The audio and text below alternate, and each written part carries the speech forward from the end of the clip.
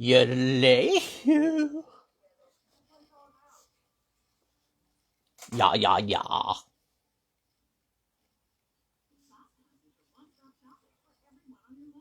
What is happening? Oh my god. It's Friday and adulting takes too much effort. Takes way too much effort tonight.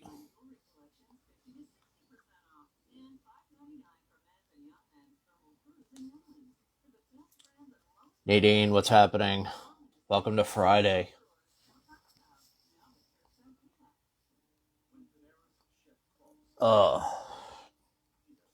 Alright.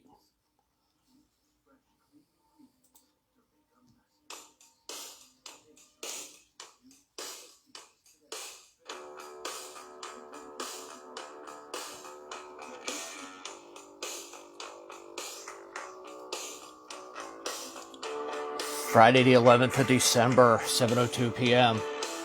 Hey Lisa, turn your camera on so I can add you. It's gonna be me and you for the first 30 minutes tonight. So we found out from Mr. Mohler that he's gonna be late, which is all good.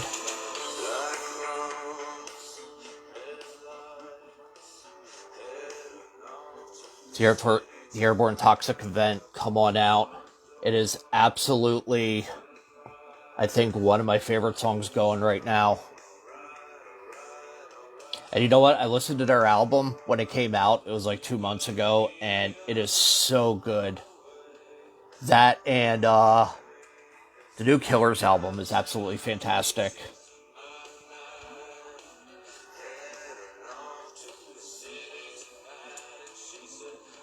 Welcome to Friday, everyone.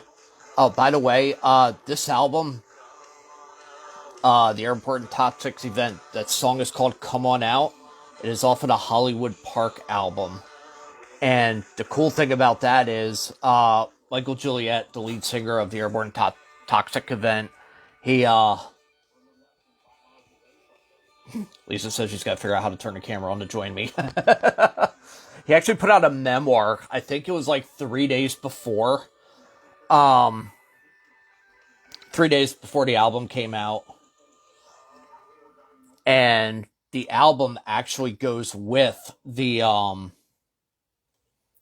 actually goes with the story that he wrote. And my understanding is a lot of it is a true story. So definitely, if you get a chance to listen to it, give it a shot. Welcome to Friday, December 11th. It is going to be the last show for the year. It's the End Zone with Endy and Mohler. Mohler's going to be about 30 minutes late tonight. 20 to 30 minutes late tonight.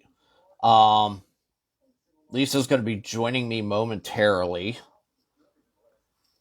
But let's see. Who can I bring in to heckle in the meantime? Okay. Lisa's nose is running away. Squashed a fish. Hello, Mom and Dad. So, my mom and dad. More my dad than anything. He's an instigator when it comes to me and the Miami Dolphins. They've got a big-time game against the Kansas City Chiefs, by the way, this weekend. We'll get into that later on tonight. Nadine, what's going on? I'll get back to you after the show. I want to ask you how that person that you were telling me about is doing. So I'll get in touch with you in a little bit. I've got some breaking news to actually start tonight's show. And hecklers. Yeah, I know. Did you get your camera to work yet or not? Can I bring you in?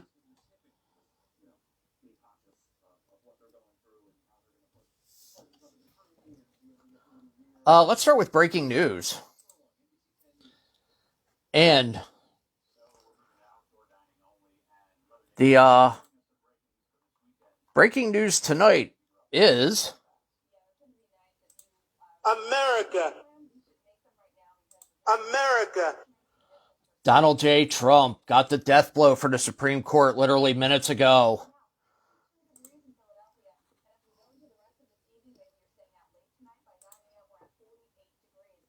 All right. So let's see. All right. Lisa, I'll put you on. I'll put you on. I guess in the messenger room. Let's see. Yes, the Supreme Court. That is a huge story. Yep. Let's see. Who can I invite on?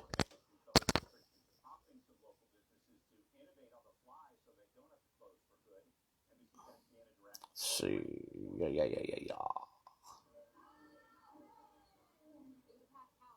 I'm gonna bring my friend Nadine on camera for a little bit if she decides to accept. Hey Michelle, what's going on? Happy Friday. Happy.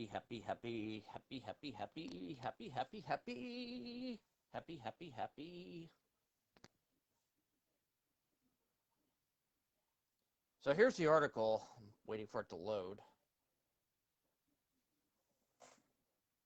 Come on. Fucking technology. I swear to God, I hate it. Hate it. There we go. The Supreme Court rejected bid from Texas Attorney General supported by President Donald J. Trump to block the ballots of millions of voters in the battleground states that went in favor of President-elect Joe Biden. The court's move to dismiss the challenge is the strongest indication yet that Trump has no chance of overturning the election. He didn't have a prayer even to begin with, but needless to say, that is actually going to be a huge story as this week goes on. So we will.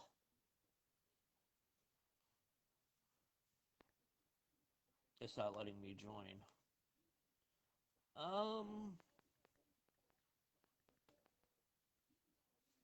You know what?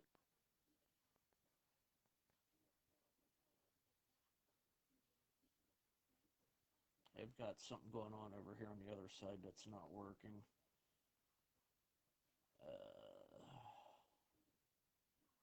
This is making my head hurt.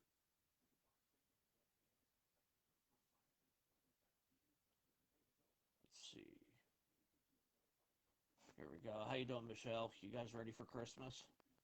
Ready for the holiday? Oops. That's fine, Nadine. I'm not worried about it.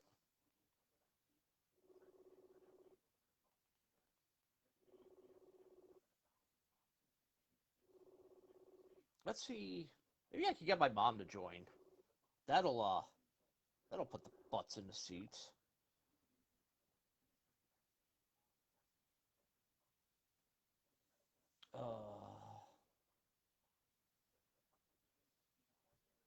This is gonna be a train wreck, by the way, guys.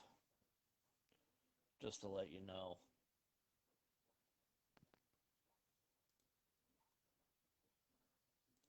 America.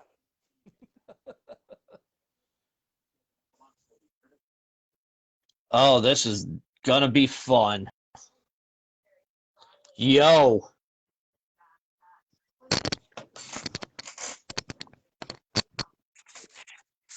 Hello, Father. Hello. So, let's talk fish. Oh, there's something to talk about. They're gonna get squished on Sunday. Did you see the line for the They're game? finally gonna. Huh? Did you see what the opening line is?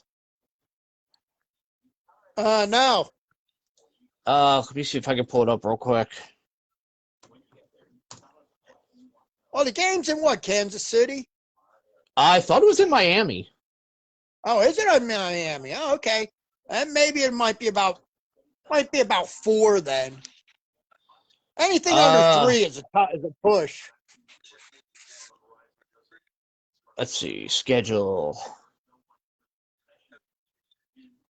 It's at 1:00. Yep, game's in Miami. And actually, I think that's going to be aired locally too. Last I saw. Yeah, I think we get that. That gets the CBS single game, I think. Yep. I think Fox has the doubleheader this week. Yeah, Fox early. We've got, well, here locally anyway, they're advertising Arizona and New York. I wouldn't be Yeah, surprised, honestly, if they.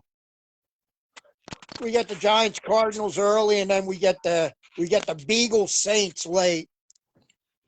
Do you guys still get Fox 43 out there? Nope. I meant to ask you that yesterday when I was there. Nope. Because I was saying, Well, I have to work Sunday anyway, so it's not going to matter. I wouldn't be the least bit surprised if Fox wed Dallas at Cincinnati, to tell you the truth. I don't know why. We'll get the Giants. We'll get the Giants. Hey, you see the Giants-Browns got flexed. Yeah. Yeah, week 15. Good choice, or would you have picked a different game? It's one of the better games. Cleveland's the flavor of the month right now. Oh, yeah, they are. They started as the flavor of the month back last September before they laid an egg. Yeah, so they're gonna show them now. It's finally somebody new. Not the same old, same old.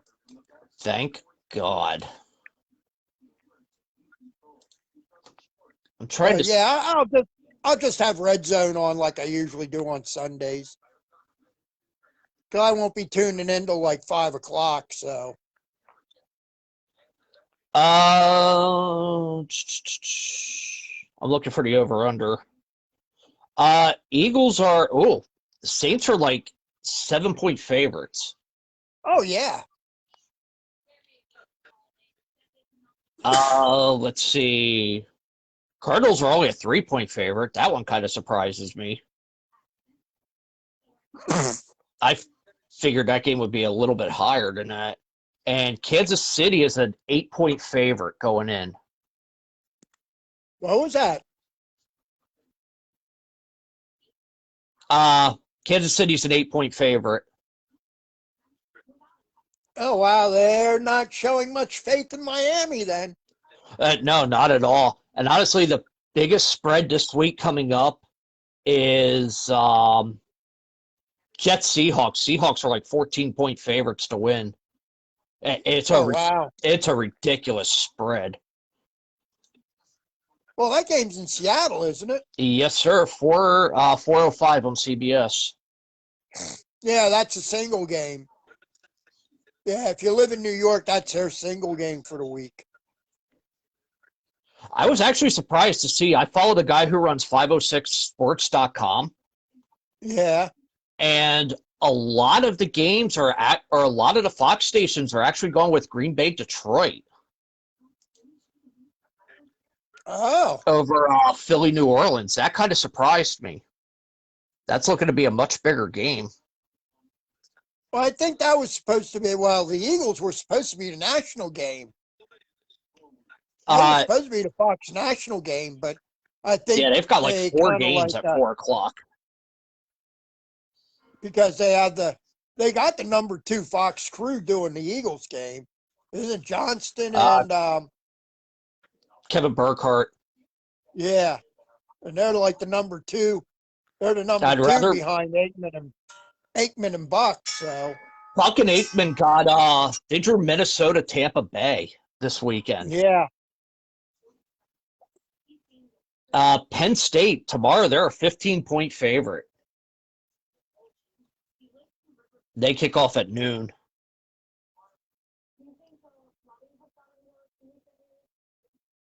Yes, sir. And the game's in Lansing, I think, isn't Nope, it is in Penn State. Oh, is it in Penn State? Oh, It's okay. at State College. Well, tomorrow's Army-Navy, too. Yeah, 3 o'clock. Yeah, they're playing at West Point this year. Army's opening up as a 7-point favorite.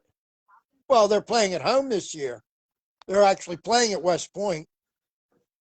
It's the first time in like 80 years that they're playing at one of the academy's home fields. It was World War I think, or World War II, I mean.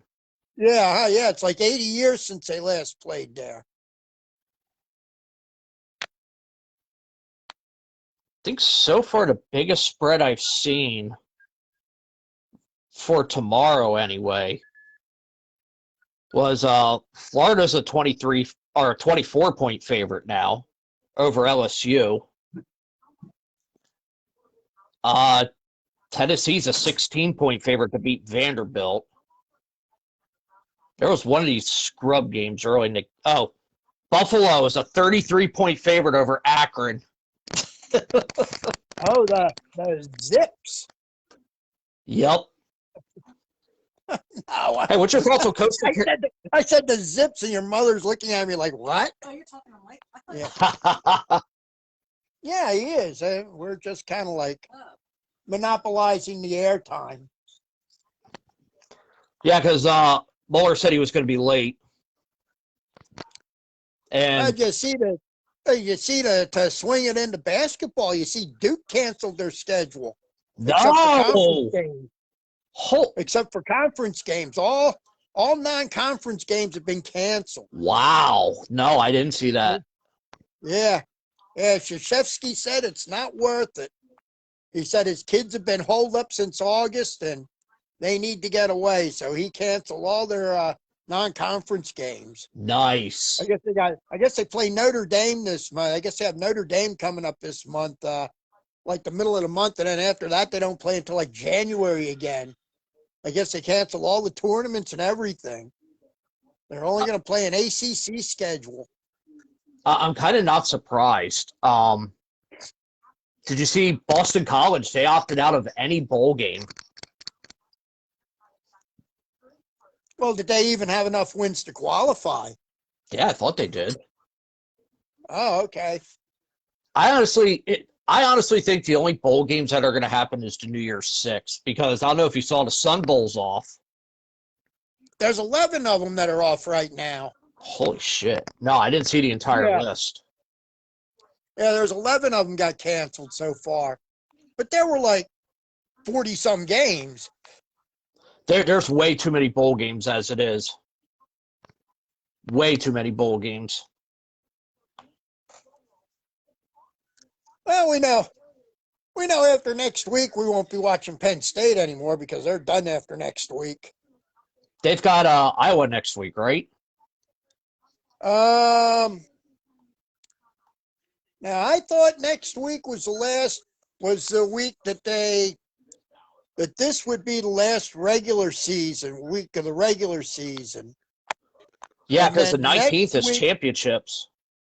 And then next week they play the team from the Big Ten West with the corresponding, which is in like the same place that they are. Like if they're in fourth place in the East, they'll play the fourth place team in the West, which could end up being like a Nebraska or a Northwestern or something like that. No, I think Northwestern's higher. Northwestern's going to the Big Ten championship game. Oh, they're playing Ohio State. Yep. Yeah, because they just moved Ohio State right straight through. But then you can do that. They're still the best professional team in Ohio.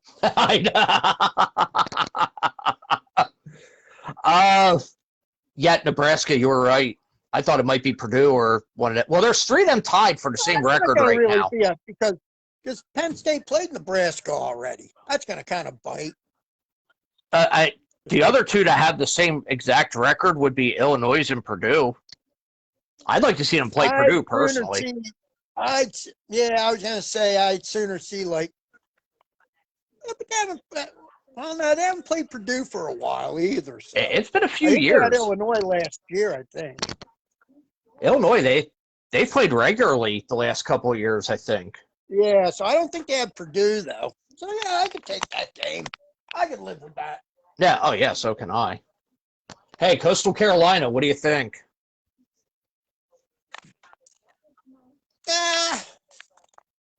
So you beat BYU. They gotta wait till they get into it. Wait till they get in with one of the big boys.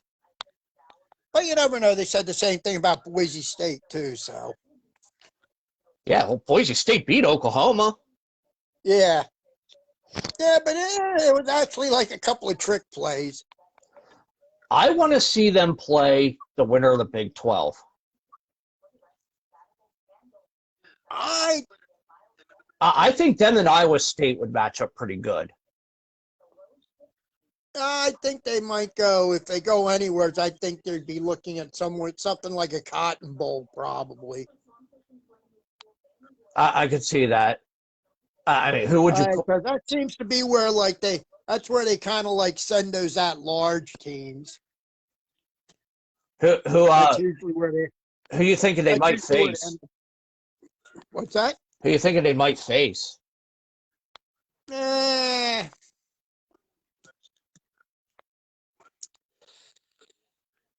I've had I've well, had Northwestern pegged to face them.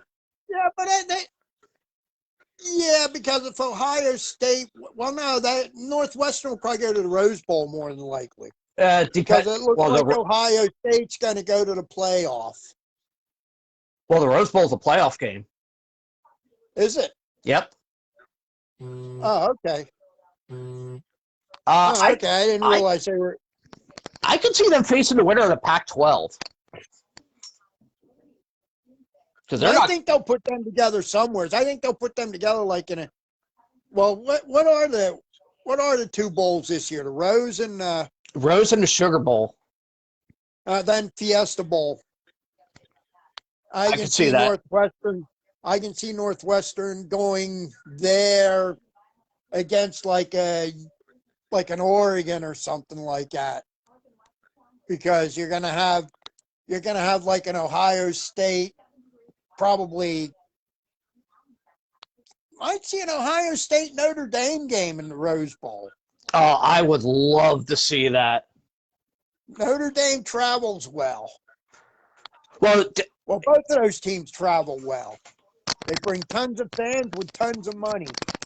so they're going to be playing the winner of. Hey, Mohler, I'll be with you in a minute.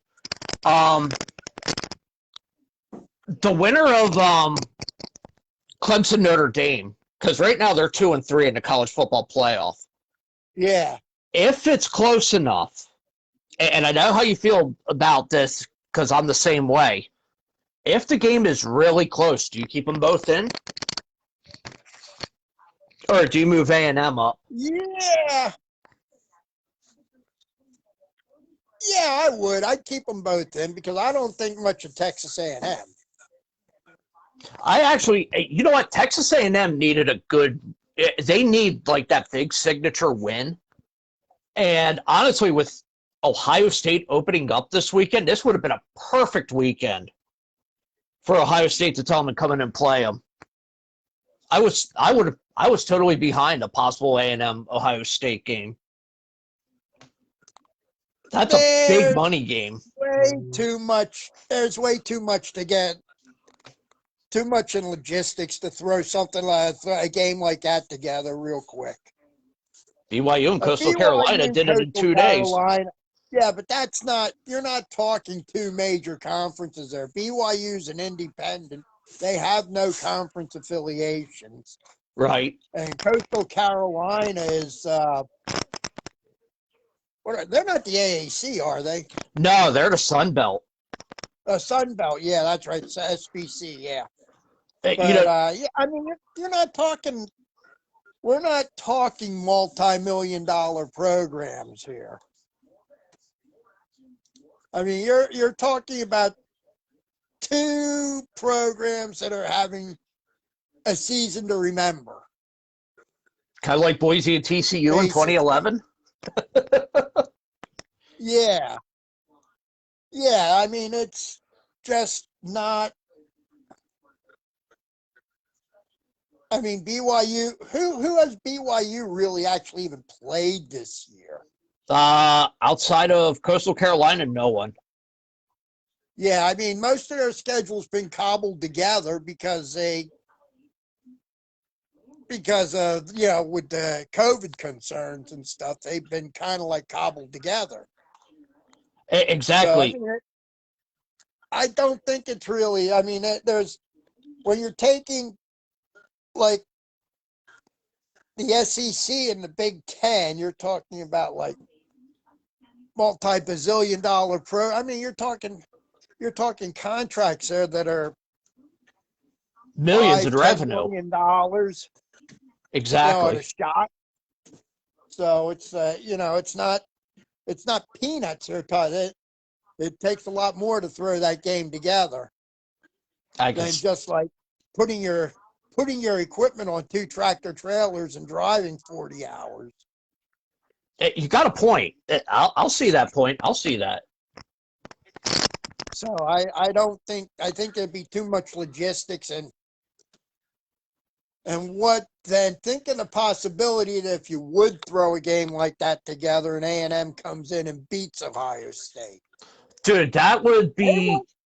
They want Ohio State to win that national championship. You know what, though? Would the committee even put them in? Because right now they don't have a 6th game. And they need to play at least 6 to get into the conference championship game. If they don't have that 6th game, Northwestern, I thought I had seen that they were going to play Indiana. Ohio State. Well, who else are they going to put in from the East? You got Penn Indiana. State at 2-5. No, Indiana's going to be it. They want Ohio State brings money. Ohio. How many people from Indiana show up at a bowl game? God, none. Indiana is having one good season out of how many? One. I mean, last year they were basically a 6-6 team. Yeah. But well, 3 years ago when I was down at your place and we had watched Ohio State, Indiana together, I said Indiana looked pretty good, but there was no way they were going to hang for 60 minutes. Well, they're not going to. They're kind of like shit out of luck anyways because their quarterback's done for the season. Yes, I saw that. Yep. He tore his knee up. So, I mean, there's not going to be. They've already said that Ohio State's playing in the championship game regardless. Oh, did they say that? I missed that. I know they were going to have a meeting about it, but I haven't seen much past it. Yeah, they pushed them through. They pushed them through. It's going to probably be well, isn't Northwestern in the Big Ten West? Yeah, it's going to be Ohio State Northwestern. Yeah, so I mean, it's not because I mean, who else would they send? Can't send Penn State. They're 2-5. Can't send Michigan. Hell, they're even worse. Well, the only 2 teams with winning record in the East is Ohio State and Indiana. I mean, theoretically, the next in line would be Maryland at 2-2, and they had a golden opportunity before just like sucking the wind out of themselves. In the Big Ten West, you've got Northwestern and Iowa as the only 2 with winning records. Yeah. Yeah, so I mean, it's just not. I mean, they're going to push Ohio State because Ohio State is big money. They want to see. They're going to try and get that. They're going to try and get that rematch again with Ohio State and Clemson. Yeah, you know what though? The way that it currently sits, with Ohio State at 4 and Clemson at 3, it would have to be in the championship game. Yeah, but Iowa, essentially, Iowa State or Notre Dame and Clemson is going to work themselves out, depending on how close the game is. God forbid if Florida goes in and beats Alabama in the SEC championship game, you're going to have, again, 2 teams from the SEC into the playoffs. But then who do you kick out? Can't kick out Ohio State if they're undefeated. Can't necessarily kick out Notre Dame.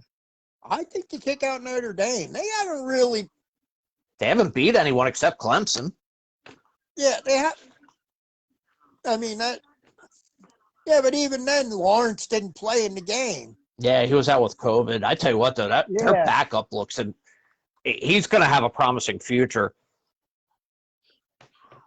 Yeah, but he's got next year, because Lawrence is going to the Jets. I was going to So, say, Lawrence to the Jets? yep. He is going to crash and burn in New York. Well, he's going to get a new coach. Oh, yeah, there's no way they keep Adam Gase. I'm No, surprised he's he hasn't gone. been fired yet. He's going to be gone. Now, I don't think you're going to see him. Anybody. I don't think you're going to see anybody leave this year anymore. Not until the end of the year. Yeah. It's too close. Yeah, they've got, I what, mean, it's 3 not games like left? Yeah, it's not like anybody's going to do a miraculous turnaround because you can't really, bring players in, or you're basically stuck with what you got. Pretty much, yeah. I So I agree. mean, it's better just to wait and start with a fresh slate next year. True, I mean, true. that'd be my guess, because it's like one of the guys at work was saying something about, I said, you might as well let the Eagles tank, because right now they're heading for a top 5 pick, maybe. There's a potential that they'll pick like right around 5 or 6 anyways. I can see that. What do you think their team needs are outside of an Outside of offensive line? everything, Well, they need an outside of offensive line. everything, Yeah.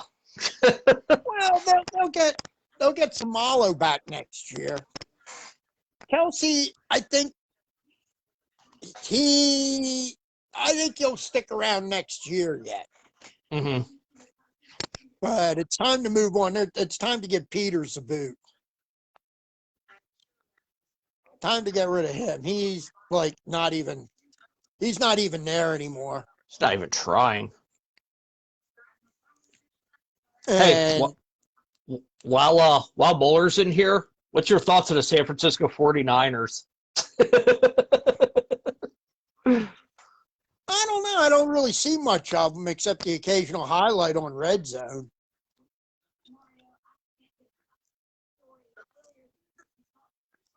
I mean, they've shown flashes, Oh yeah, they have definitely. but I don't really think there's really anything outside of like Pittsburgh. There hasn't really been, Pittsburgh and maybe like Kansas City. There hasn't really been anybody like really super consistent all year. No, and Pittsburgh. I mean, I don't know. They They both. got exposed the other night. Oh yeah, they did, and especially they got exposed big time because a lot of their wins were against sub 500 teams, and Yeah. a lot of people said, it's just a matter of time before someone lights them up, and it's going to be a team with a losing record because they're going to sit back and take it easy, and that's exactly what happened with the Redskins. They, didn't. I don't think they took them seriously personally. They weren't playing with any kind of, urgency or whatnot, and they didn't look great against a Ravens team last week that was just patched together. I mean, Yeah. hell, they didn't have 9 starters, 18 players out on IR because of COVID. They should have Yeah. smoked them. Although Trace McSorley had his first touchdown pass in that game. Yeah. Hold Yeah. on a So second. All right. I had to put my ear thing back in. All right. I'm going to get off here. Thank you. okay. Yeah, thanks for joining me the first half hour. Oh, okay. Yeah. Hey, anytime. All right, Dad. Anytime. Take it Yep. easy. Hey, I'll talk to you. switch your fish. Yeah, F you. See ya. Okay. All right. Mohler is here. So we're at 7:35. Mikey, where you at? You're not on camera. It doesn't show like you are anyway. I'm trying to bring you in. I think I'm on a delay. I don't know why. Let's go over here to this side.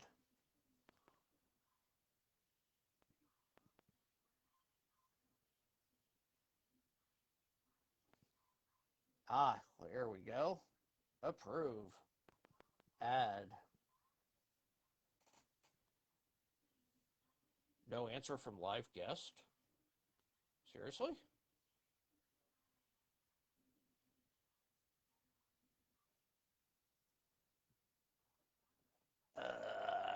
Technical issues.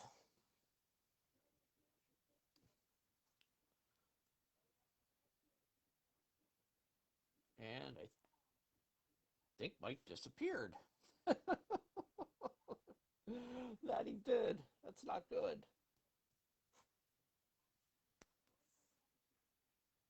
So let's get out of this.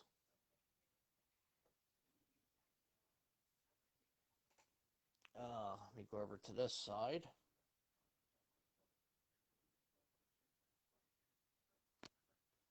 Whoa, that's not good. I don't want to do that. Click that out. Sucks, yeah. Add. There we go. Add.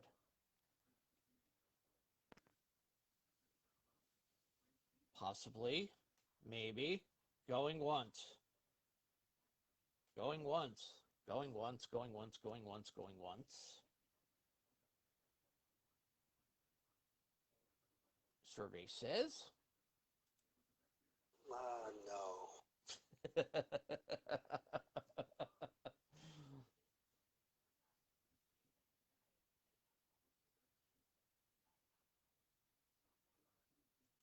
And now they're beating us economically. They are not our friend, believe me. uh, the world of social media has taken a nice, healthy shit tonight.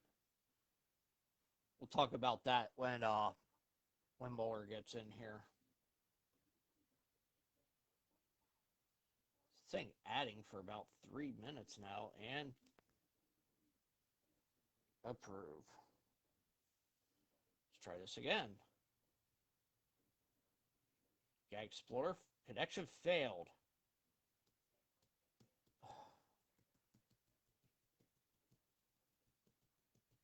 It's almost like it's Friday the 13th in here.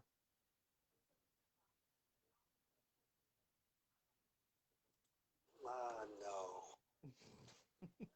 Goddamn social media. Try this again. Lisa, you on your phone or your laptop?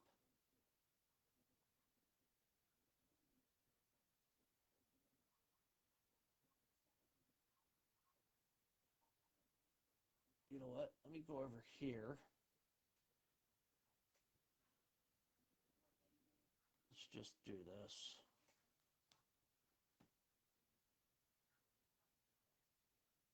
Because I think I might have a better time. Get rid of that.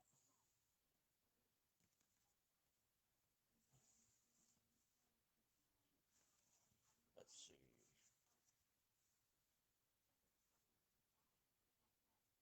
Add. Add.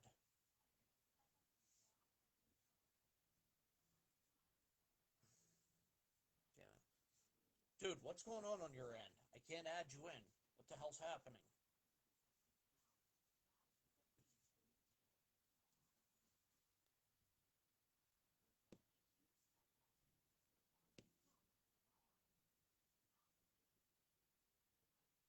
It keeps saying connection failed. So, are you at home?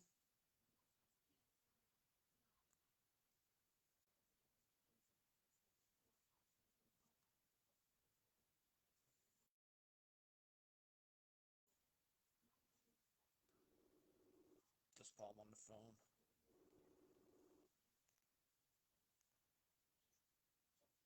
Dude, what's going on? Hello? Como esta, por favor? Can you hear me now? Okay. Can you hear me now? Yeah, I can hear you, but I can't add you in the room. I don't know. It might be something with my headphones. Every time it shows up join, I hit join and then it throws me out. So. Yeah, it's saying on my end, it's saying connection failed.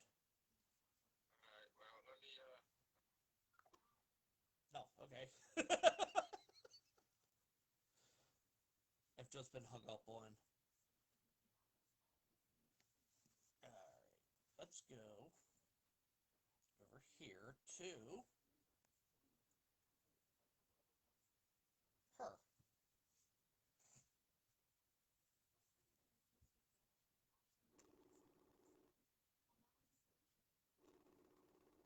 Possibly.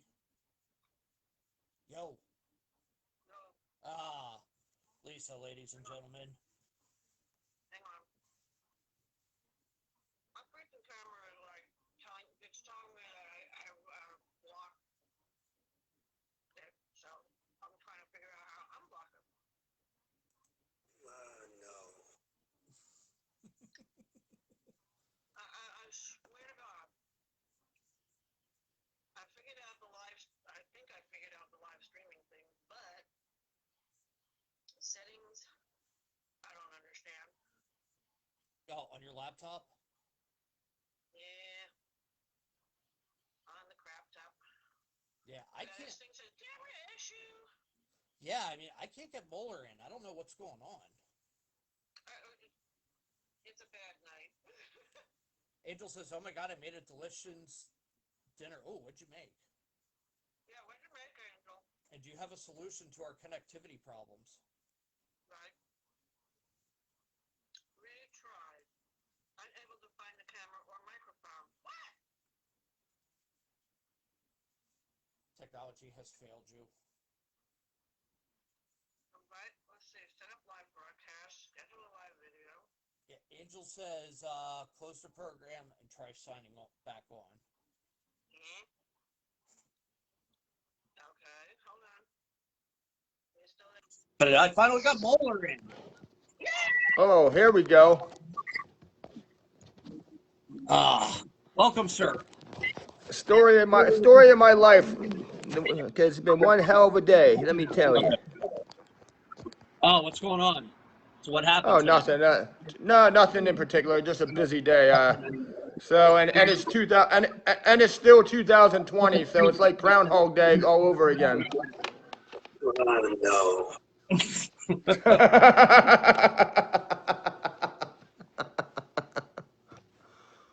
So here's where we're at. I brought my dad in for about a half hour. We covered college football, but I didn't get into the cancellations this weekend. Oops. Sure, that's a good place to start. The list is huge, actually. Started out with the big breaking news. Trump's appeals all got slammed down. The Supreme Court shot down the Texas thing. So now it's done finally. Oh, is Romper Room over now? Yep. Thank God. Let me bring back up the college football games. Dad was telling me that Duke, they canceled their entire non-conference schedule. Huh. So they're only going to be played. They play Notre Dame later this month, and then where is? Oh, okay, there we go. And then they don't start again until January.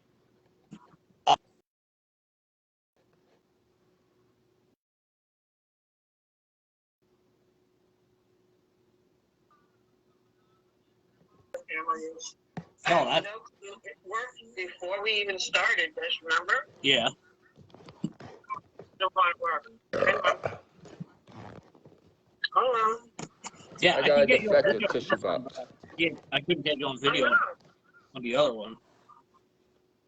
To enable video and this call, start a video call. I did that and it won't work. Lisa versus modern technology. We need an override. Sucks. Oh well. Well, she's up in the boonies. The Boondocks. Well, when you're surrounded by trees, your reception's not that great. No, Oh, there we go. my trees are almost dead. Did I ever tell you that story? There's a funny story about trees and leaves and Does it begin with this one time at band camp? no. Shut the fuck up. Jerk. You are such a jerk. Shut up. And yes, Oh my God. So we had UAB at Middle Tennessee was canceled. Okay. Charlotte at Marshall tonight is off. Hmm. Hold on a minute. Okay. We need to shut him up. Who, me? You know I can't stand up. no. Orange poop. And then for tomorrow, we I have. can't stand the orange poop. You know that. If you have orange poop, you should probably call your doctor. Oh shit. Not me. Tomorrow, Michigan at Ohio State, Ole Miss at Texas A&M, Cincinnati at Tulsa, Oklahoma at West Virginia, Purdue at Indiana, Texas at Kansas, Ohio at Kent State, Miami of Ohio again on the list at Bowling Green, Incarnate Ward at Arkansas State, and Washington at Oregon are all off for tomorrow. Jeez. What is playing? That's what we should have said. Right now, North Texas and Texas El Paso are playing, and Arizona State, Arizona is playing.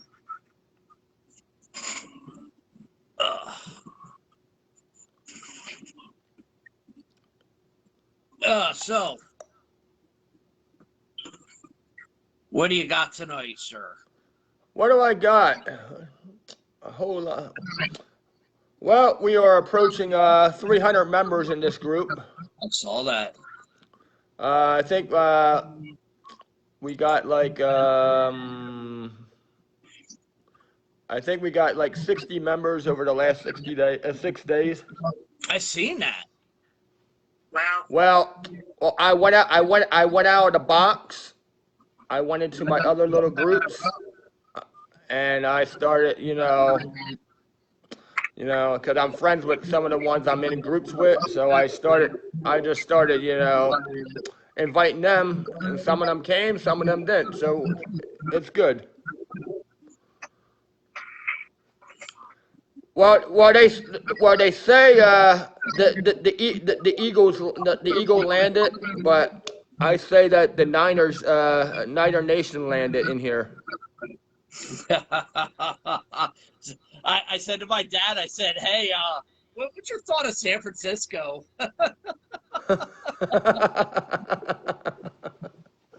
I didn't see that. Did you talk about that? Hey, yeah, I asked him like right at the end when you came in. Yeah, I don't know. We still have a chance, so we'll see what happens. Grab him by the pussy.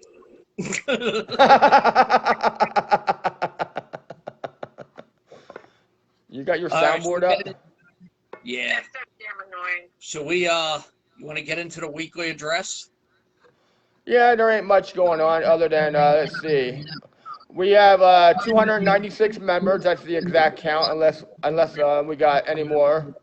Let's see what else. I actually saw first time I saw all the pictures on the in the Christmas album today. That's the first time I got notified that there was pictures in there. So there's some nice pictures in there, so that's good. But yeah, as far as the album for the Christmas. Is Lisa talking over me, or? Yeah. That's nothing new. What did you say, Lisa? Why can't I find the Christmas album? It's on. It's you should be able to see it. It should be on top of the page. Oh, well, maybe I'm not looking in the right place. I'll have to check. Well, now you should be able to find it easily now because I pinned it to the top of the announcement, so you should be able to find it easy now. Okay. because I had to tag Mike in it or something, or tag something, because I guess he was the last one that put pictures in there or something. So Yeah, I put the little ceramic tree in. but yeah, you should be able to find it now. As far as the last day for pictures to be posted is Christmas Day, uh, which is what, like 2 weeks from now, and 2 weeks from today is the last day, Christmas Day. But there are some nice pictures in there. Let's see, what else do I got? Oh, trivia night is tomorrow night. I gotta finish up my questions. It's been a hell on wheels week for me. It's been a little busy this week, so I haven't got to finish all the questions. So with trivia night tomorrow, it's gonna be 10 rounds, and it's gonna be 10 questions for each round. 150 points for each question right, and negative 50 points for each question wrong, and it's all going to be multiple choice. And that starts at 7 p.m. tomorrow. Let's see. We're off the next couple weeks on this show, so I got next week. Next week is bingo on Saturday night for anybody that wants to play bingo. There is a link on there. If you want to play, you got to click that link to get your bingo card. Unless I find a different way to give you guys your cards, you have to use that link for now. It'll give you your bingo card if you want to play. So the day after Christmas, we're bringing back the popular Family Feud. That's gonna be we're gonna play that the same way we did the first time, 3 rounds and fast money, and hopefully we get through it the whole in one night and not have to like wait till Sunday to do the fast money. So we'll see what happens. So other than that, I don't have nothing else. It's a short list tonight. Awesome. And I'm actually glad I did postpone all the in-person events since our governor shut everything down anyway. Yes, we will get in. I actually want to touch on that when you're done. I'm actually done because I was on the short list today. I didn't really have much other than the couple events to share and the Christmas album, and that's pretty much it. That's all I got. Really? Yeah. What else you want me to know? You want me to talk for an hour? Mike only gives me like 10 minutes. Hey, go as long as you want. I don't care.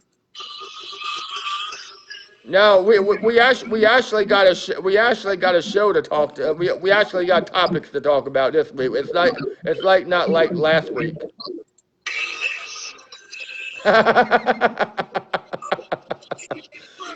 See, now you found that soundboard. Now you're gonna annoy everybody. Yeah. Well, you're not annoying me. Not yet. At least I think it's going to throw something through the tablet at us in about 5 seconds. So I'm just gonna go fluff my tree. Oh my God. You're going to do what to your tree? Hey, this is a PG show. Come on. No, I want to hear about the girth of that oak wood or something. Or Oh, shut Oh, up. is that tree wet? told me Is to the get wood on that tree wet? Oh no, you don't have a real one, so maybe there ain't no wood. You're right. It's all plastic. Oh, plant, well, pretty wide girth and Oh, plastic might work. God. You know, like I said, you guys are turning this gross. Shut up. Well, if you ride it like a broom, it'll be all right. that was him, not me. I know. I can tell the difference in the voices. Oh, you can't see nothing, but you can tell voices. Yeah, I hear voices in my head all the time. I'm sure you do.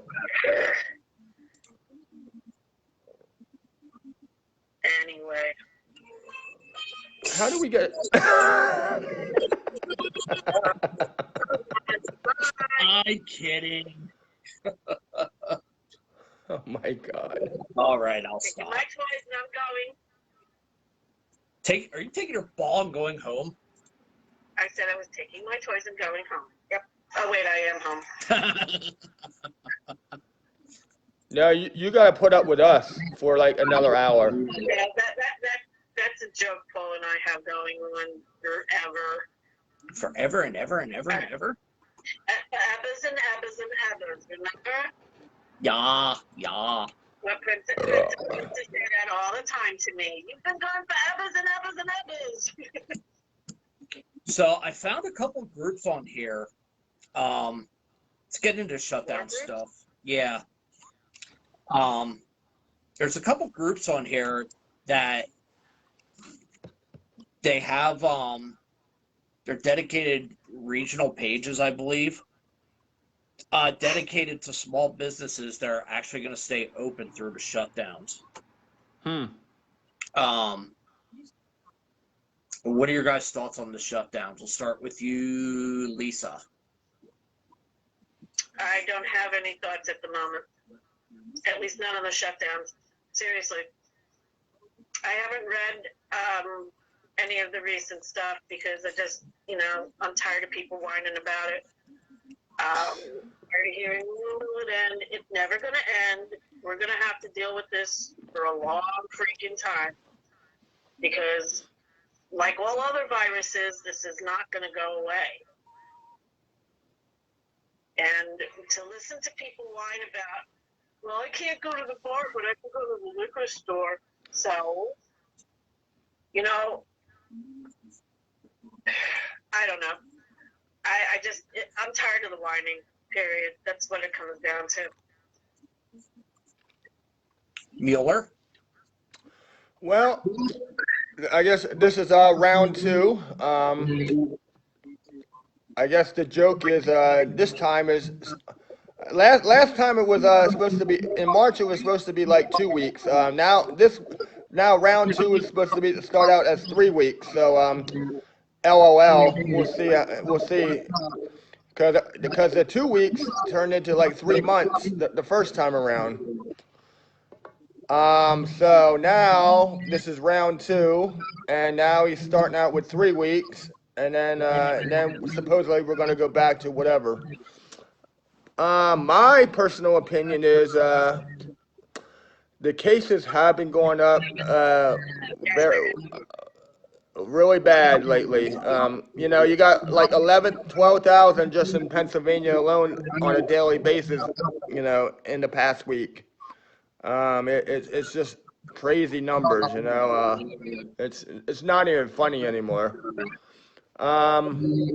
My personal opinion is we are all in this together. We all gotta figure out a way to get through it. We gotta wear. I mean, we're all wearing masks. I don't know if the mask thing is we had a discuss. Me and a couple of employees at work had a discussion at work last night about masks. We've been wearing these masks for like 9 or 10 months, and it doesn't seem like we're getting anywhere. Maybe we need to go a different direction. Maybe the masks aren't the answer. You can keep your distance 6 feet apart. You can shut down businesses. You can do whatever, but I don't know. I don't know if the mask thing is working. I really, unless you have the N95, I don't think the masks are working. Um, I mean now you're talking like 11, 12,000 cases a day. It's really ridiculous. And like Lisa said, you got people whining about businesses shutting down, and I get it. Yeah, we can't really afford to have businesses shutting down and closing because we had a lot of that like over the summer and spring. But I think we're all over this. We all just want to, go back to normal, and it's just not happening. It's just it, it we it's just if everybody just does their part, which is not the case because everybody there are a lot of people doing their part, but there are also a lot of people being defiant and just doing whatever they want. Exactly. I think what now the latest surge is from Thanksgiving is why we're getting all these extra numbers of cases now, and you know before Thanksgiving, we were told, don't travel. Well, I guess up to a million people must have traveled and did their own thing, and this is the reality of it, that um the cases are going to go up.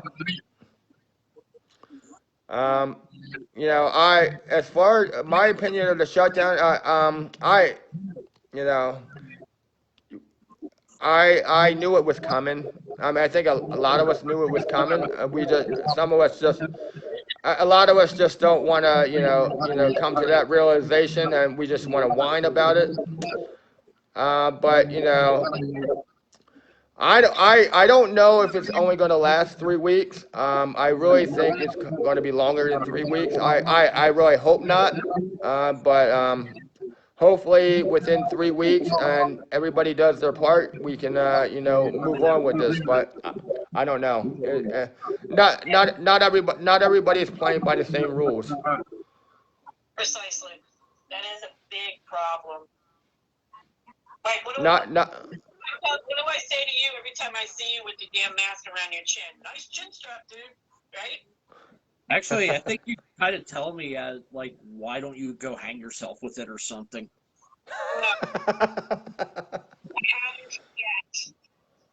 I'm asking Mel if she wants to chime in on this because she actually, she's got a really, really good theory about this, and it actually makes sense. I asked her if she could join. I'll see what she says in a minute. Um, there are a few articles on here. We've got this one is out of the Philadelphia Inquirer. Some small business owners plan to defy Governor Trump's newest coronavirus shutdown. Governor Trump? Governor Tom Wolf. Yeah, you said Trump. Oh, did I? Yes. No, whoops, my Yeah. bad. Yes. Governor Tom Wolf's shutdown order. Right. They're saying shutdown be damned. So at least a dozen gyms and restaurants around Pennsylvania are planning to remain open in violation of Governor Tom Wolf's stricter shutdown order set to take effect Saturday in the face of the surging coronavirus. And 12:01 a.m. 12:01 a.m. All right. I've got Mel in here with me. You don't have to appear on camera if you don't want, or if you just want to get close. You had a really good theory about this. Oh, you told me my theory was a stretch and it was bullshit. Well, because it actually, now that we're actually, Lisa, don't you laugh. Oh. I'm gonna do that. Anyway, don't talk like that. All right, so let's I got Mel in here, and this actually makes complete and total sense. Now. Shut the fuck up. You started it. Anyway, go ahead, Mel. Go All ahead. right. So if you look at the dates and you think about the timeline, what is 2 weeks from today? Christmas Day. Christmas. What is the suggested quarantine period if you are exposed to COVID-14 or COVID-19? 10 days. 10 to 14 days. 10 to 14 days, depending upon who you talk to. So, if we know that everybody in the world ignored the recommendations of not getting together for Thanksgiving and got together for Thanksgiving anyway, and we have a huge, massive surge happening now at the moment. Yeah, that's the Thanksgiving surge, as Paula called it. Okay. What's going to happen when Christmas hits? Same thing. Everybody's going to ignore the orders. Nobody's going to quarantine. Everybody, nobody's, or I should say, nobody's going to cancel Christmas. Nobody's, going to do anything. We're going to get together and we're going to have a huge Christmas surge. So by forcing a semi quarantine, you're still allowed to go to work. Okay. You can still go to the store and shop. There's just going to be less people there. What are we doing? We're possibly cutting down on the number of transmissions on Christmas Day. Right. And then we're going to, instead of allowing you to go back to, I'm going to go to the bar tomorrow on December 26th, we're going to ask you to continue to do that straight through New Year's weekend. Because we don't want, New Year's, we don't want you interacting, possibly catching it, spreading it, stuff like that as well. So basically the timeline to me says is that we're doing a mini quarantine basically for every single person in Pennsylvania before you go meet with your family on Christmas Day and or New Year's Day. That entire week between Christmas and New Year's is the biggest point of the year for people to get together with family. Right. And, basically we're forcing a mini quarantine for all of those people, for everybody in PA before you go do that. Which makes sense to me. It does to me too. Mike was telling me it was a major stretch yesterday. It's a good theory. But personally, I think it's a stretch, but it's a really good theory. It does make sense. The problem is getting people on board with it. It's not, that's the reason it's kind of a stretch, because nobody wants to do this shit. Right. Mohler? What?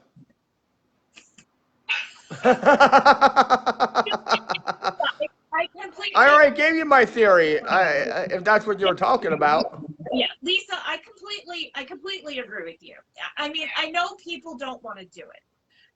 Especially now that we got the word that there is a vaccine coming. It's in the final stages of emergency approval.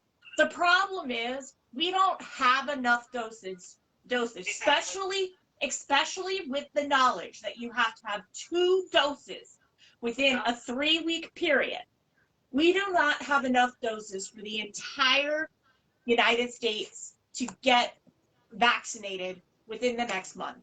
We don't have enough. You got those who won't take it. Well, you don't have enough manpower to give everybody a freaking vaccine.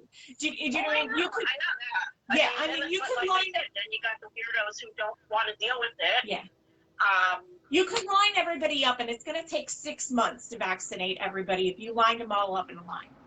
Mm-hmm. So, I mean, it's going to be a while before everybody gets vaccinated. Yes, you're going to have some people who aren't going to get vaccinated. Some people are going to get vaccinated. I'm willing to see, I'm interested to see if Clinton, Bush, and Obama actually put their arm out where they put their mouth. Yeah. I want to see them actually get the vaccine, and I want to hear from them the side effects that they have.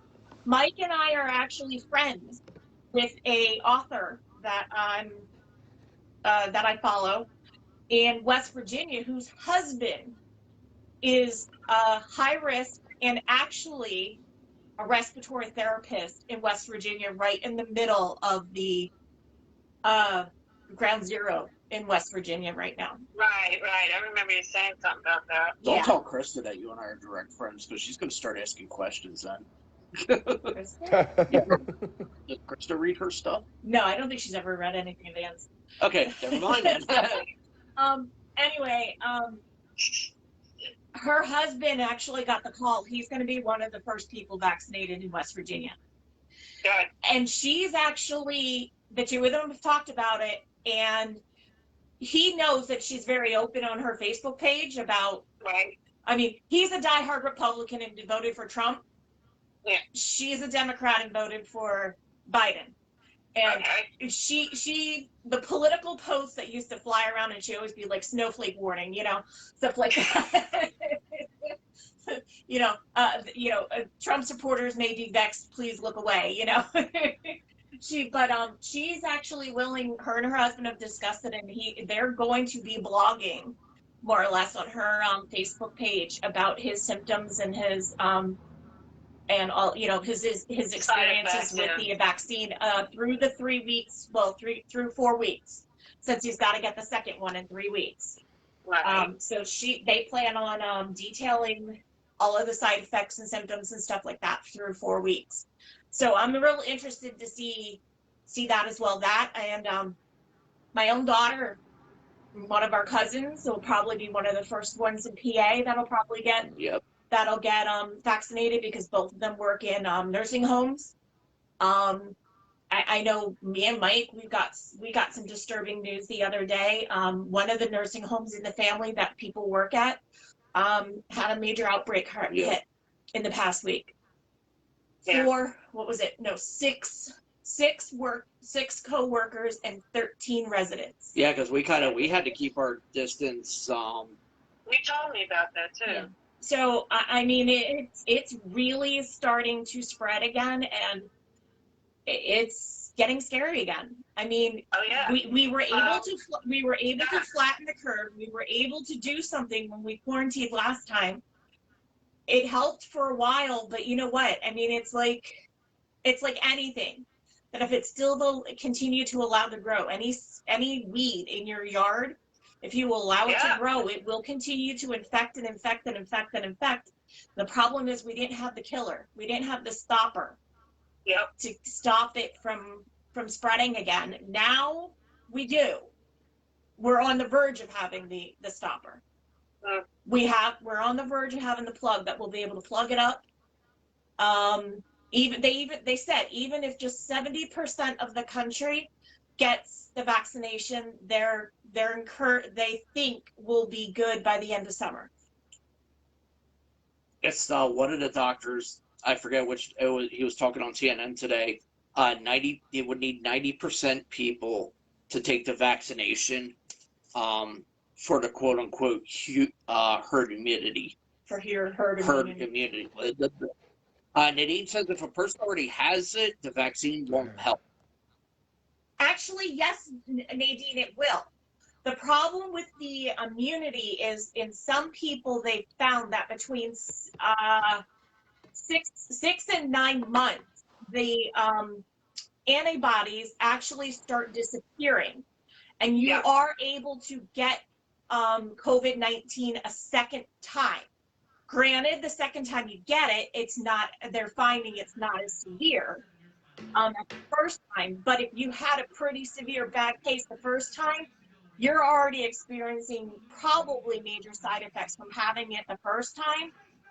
And to get it again could cause additional strain on your lungs, where it might not be fatal, but if you get a bad case the second time, it probably could be fatal quicker. But yeah, you can get COVID-19 a second time. They've proved it. It's out there.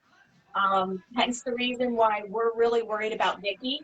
She's actually at her 6-month point, where there is the possibility that she may get it again. Including becoming a long hauler. Could become a long hauler on top of it. Oh yeah, you could be a long hauler on top of it. Most of the COVID-19 patients who have had the severe cases, especially the ones who have ended up on respirators, are experiencing asthma-like lifelong diseases. Yeah. Kids recently they've been able to actually kids that are getting mild cases of COVID-19 within 4 to 6 weeks, 4 to 8 weeks afterwards, some of them are actually experiencing major full symptom. Oh God, what was it called? I read an article on it today. It's more or less almost like a full system shutdown. Their body becomes red. They get a severe fever within 2 days. Like MIS or something like that, or MIC. MTI or MCI. MIS or I posted that article last night, with the little girl. Yes, that one. Yes. Yeah, they're basically they're getting a severe high fever of up to 104. Their bodies are rashing, becoming red. They have pain throughout their entire body. Everything's walking up. If they catch it, they can treat it. But I mean, this little girl from Lisa's Facebook page, a friend of hers, her daughter ended up in the PICU. Yeah. She was in the PICU. So, pediatric ICU. Let me see if I can find this.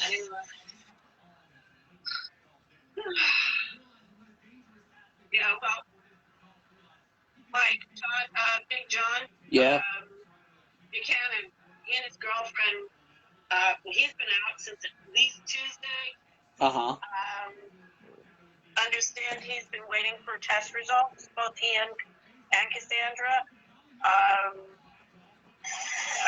Were tested. She was tested at St. Luke's, and he was tested at Lehigh Valley. As far as I know, they have not gotten test results back, but that's going to suck because you know what?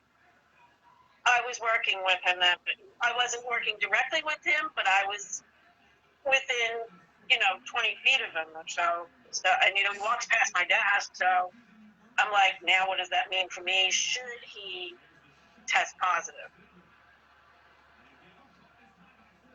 Here it is. Hang on a minute. This was this was back in November, Falls Church, Virginia. On the morning of October 7th, the teacher we hired to help our girls with virtual learning came into my office with news that she was not feeling well. Excuse me, it was one of those slow motion moments, the kind that occurs right before something really, bad happens. She had just been sitting at a desk with Elizabeth, one of her daughters, on math in her face. I said, okay, let's get your stuff and get you home. She and I had prepared for this. We agreed to be overly cautious because both households had people in the high-risk category regarding COVID-19. We would alert one another if something was up, then get tested immediately. That was their deal. So 24 hours passed. I canceled everything on our agenda, no play dates with families in our pod, Instacart everything, don't overthink or manifest symptoms. Everyone just needs to lay low. Then I get a text message from the teacher. Her husband had tested positive for COVID-19, and she was still waiting on her results. After giving my thoughts and prayers, the only question I had for her was, when did his symptoms start? She replied, he started feeling bad on Monday. She said. That means she was in her home for 2 days teaching school with a sick person at home. This lady's husband and I were fuming and very certain we had all been exposed. So by Friday afternoon, Elizabeth had a sore throat. She was full COVID-19 by the time we caravan to get tested on Saturday morning. After that, we were dropping like flies. First Elizabeth, then Viv, and Mimi and me, Andy and William were the last to get sick. All 6 of us tested positive. No one swooped in to save us. Monoclonal antibodies, were not on the table for us. We got a couple of Z-Packs, a pat on the back, and a go to Inova Fairfax emergency room if anyone is in respiratory distress. Basically, good luck. That is real life, people. Of course, the adults were the sickest. Try parenting with COVID. The normal bustle of our home stopped. All was quiet, with the exception of, of course, coughing and the daily dinner or butt cake by our wonderful friends. Those acts of kindness were the bright spots during some very dark days. Having COVID-19 felt like I was fighting something evil that my body had no idea what to do with. So my body threw every defense mechanism it had on it, horrible chills and fever at the same time, terrible lethargy, total restlessness, my entire body ached, even my hair. What do I always say when I get the flu? My hair hurts. I literally could not move for days. It was absolute hell for a week. It took 3 weeks for everyone in our home to cycle through. By Halloween, everyone was out of the woods. We saved the house, trick-or-treated, and moved on with life. The one silver lining was we had the antibodies. Great, now the girls could go to in-person school. We thought it was over. Flash forward to November 7th. Saturday afternoon, I noticed Vivian's cheeks were flushed. Her behavior was mostly normal, just a little whiny. She felt a little feverish, so we took her down. Fever was hovering between 101 and 102. Dosed her with Feverol that seemed to help. The next day, we were trying to get ahead of the fever all day. It was up to 103 Sunday night before bed. Oh, wow. Yeah, so Viv got to have, excuse me, a mommy sleepover. At 1 a.m., I was awoken by extreme heat radiating off her body. She had a fever of 104.5. We immediately took her to the closest children's ER. That night, they ran tests to make sure it was not a bacterial infection, checked all boxes. They found nothing to be alarmed about. So they gave her ibuprofen, told us it was probably a virus from school, and sent us on our way. Hello? On Monday morning, we contacted our pediatrician. They gave us the same diagnosis. We continued to give her meds for fever, but nothing seemed to keep her temp down. By Tuesday, she developed a rash on her hands. This is what you're talking about now. A rash on her hands, feet, back, and her lips looked like swollen strawberries. She was also complaining that her tummy, and her head hurt. Called the doctor again. Still no flags on their end. Sounded like a virus, they said. I checked with Viv's teacher to see if other kids in her class were out. No kids were sick in her class. Tuesday ended pretty quietly. We kept dosing her. We gave her a cool bath. She went to bed early, but Viv was still sick. Yesterday morning, I found Vivian curled up in a ball on her bedroom floor. She was burning up. Her eyes were swollen. She had a rash all over her body, and she was writhing in pain from her stomach hurting. We immediately called the pediatrician who gave us the runaround because they weren't seeing patients with fevers in office. They wanted to set up a telemedicine appointment later in the afternoon. I responded, "You've got to be freaking kidding me." At some point, Andy's her husband, remembered reading an article about young children developing problems post-COVID. We found the article. Viv had about 80% of the described symptoms. Back to the emergency room. By the time we got to the hospital, she was so sick they took us immediately. This time was different. The doctors and nurses were much more concerned. At first, they said she looks a classic case of Kawasaki disease. Somebody look it up because I didn't bother. But it could also be multi-system inflammatory syndrome, which is called MIS-C, a disease they are seeing in children usually 2 to 4 weeks after testing positive for COVID.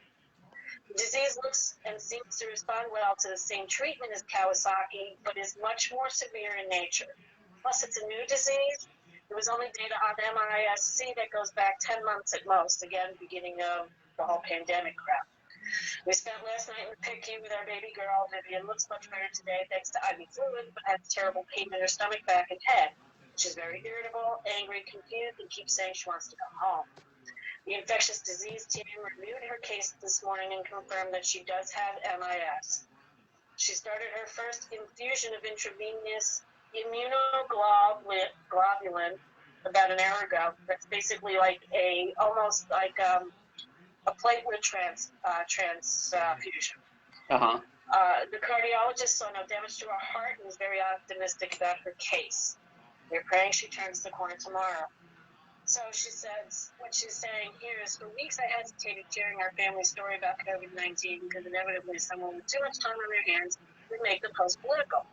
Regardless of the message, it would turn into nonsense. So I kept it to ourselves, only telling family and close friends at our school. The last 48 hours changed that. I believe stories matter. This story matters. COVID-19 is not a joke. It did not go away after November 3rd. By most measures, our family did all the right things. We socially distanced. We wore masks. We washed our hands. We kept our kids home from school even when the school was open in an abundance of caution.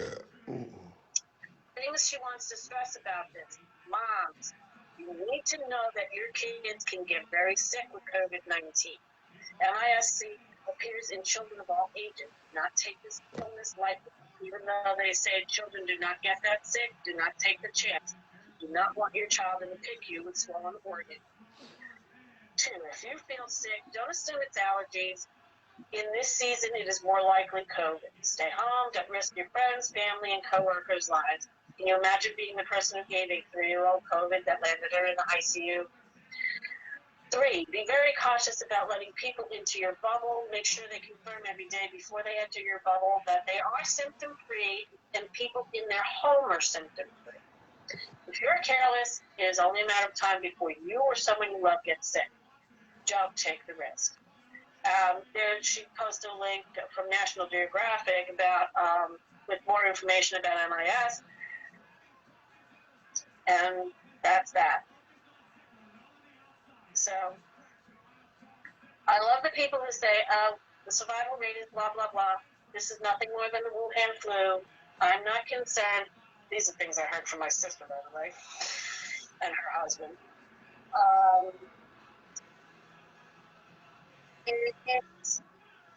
I am scared shitless of this, quite honestly. However, I don't have the luxury of staying home. My kid doesn't have the luxury of staying home, so we're out there in the public.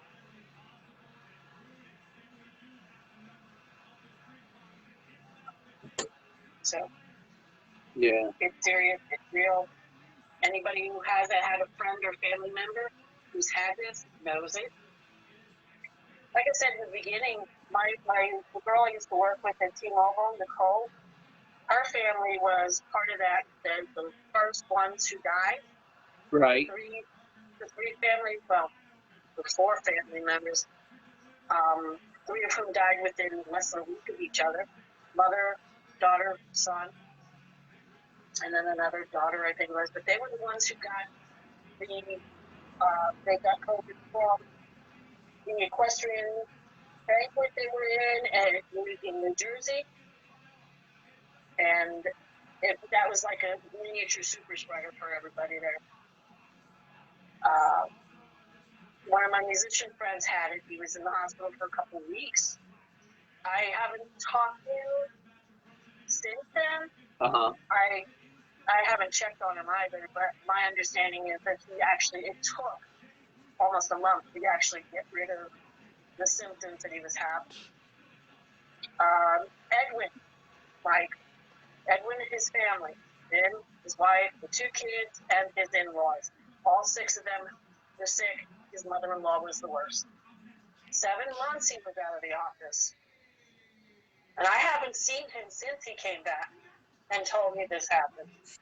Right. So, and like I said last time I talked to you guys, or the last time I was over, we had, 3, 4 since November 11th, or positives since November 11th. I'm waiting to see what happens with John now. Oh yeah, they're getting bad. I know where my mom and dad work, they've got a whole bunch of people out right now. Right. I want to say they're short like at least 15 people. How bad? So I don't know if Mike has shared this or not, but Krista, our other daughter, got hired by Reed Company 2 months ago. So everybody out there, listen to this. This was a huge eye opener for me. And I'll be honest, as with Lisa, it's starting to scare me, or really starting to severely concern me. So for those who don't know what Reed Company is, Reed is an FMLA organization, company. They do the administration for FMLA for companies, similar to how an HR company would outsource their COBRA administration. Okay. So Krista takes intake calls. It's trying to hold that. Krista takes intake calls. It's the first contact that somebody's has with the company to initiate an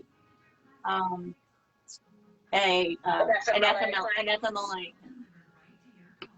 Each call averages 15 to 20 minutes. Okay.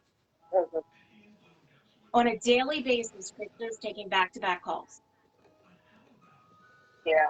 9 out of 10, actually, I'd have to say 19 out of 20 calls are COVID related. And it's the people calling in that they've been sick with COVID, not that they're taking FMLA time to take care of somebody who has COVID. Oh, wow. I think I've heard one that was somebody was taking time off to care for somebody else who had COVID. All of the others were, I've got COVID.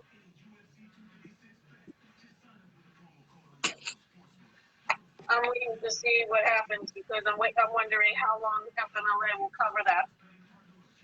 You know, just see if they'll put a cap on. You would. How many? Well, here's the thing though, Lisa, a lot of that FMLA might be where it starts, but from my experience, depending upon the plans that you have and the benefits that you offer, the FMLA will roll into STD and LTD. Got it. So there are some extra protections there. I believe as long as you're on STD, they have to hold your job. But once you roll over to LTD, they don't have to hold your job, but they do have to offer you something equivalent when you come back. Right. So, which the FMLA time of 12 weeks is generally your STD. The STD might go up to 21, but before it rolls into LTD, but they generally kind of mirror together. Yeah, it's 15 years since I ended up with my the FMLA when I had my pancreatitis and stuff. Mm-hmm. I was out for 8 weeks. So between that and having the gallbladder removed and all that other happy crap. After this, I do expect the possibility of some adjustments to the FMLA law. Oh yeah, without a doubt. That there will be some extra protections during pandemics and different things like that. Definitely, without a doubt. That would be good. But yeah, we live in a very scary time right now, and we've got people who don't take it seriously. And then we got those who are just, I don't know. I don't know what I want to say with that.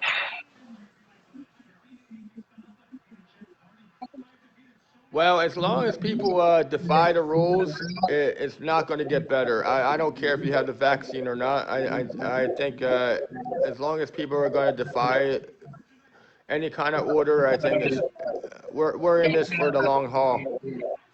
Yeah. Dude, I can hear the TV from you.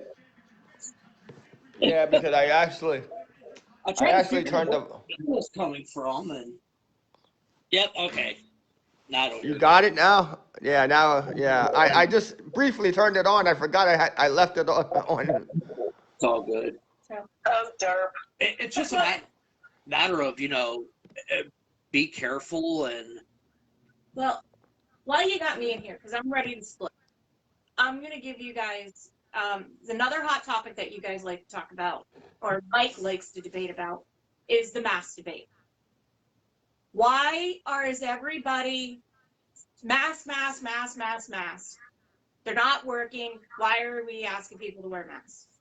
So, the Centers for Disease Control actually released an article on December 7th. That was it on WBUR. It's called Mask Work, but what makes them more effective? The latest on layers, filters, and particles. So the article goes on to say that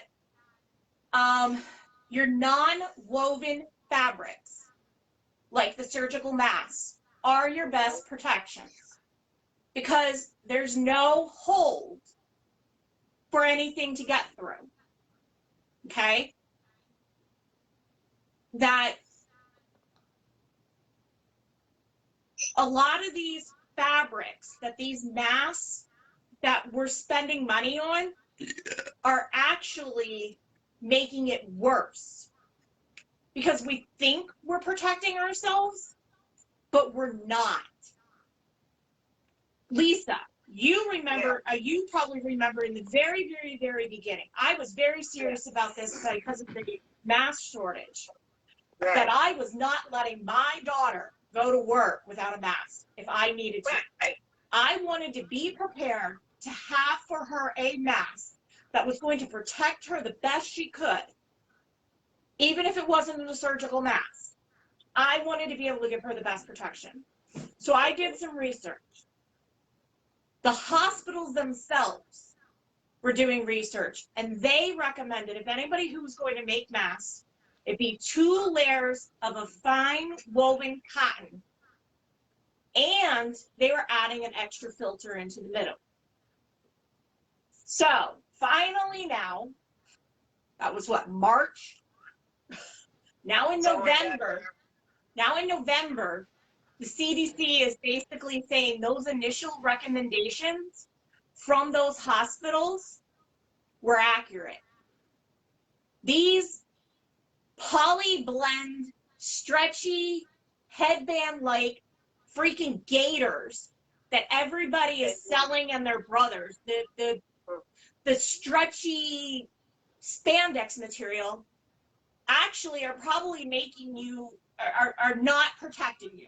I won't say probably making you sick, but I won't say that because that statement would be wrong. They're not protecting you. They don't do shit.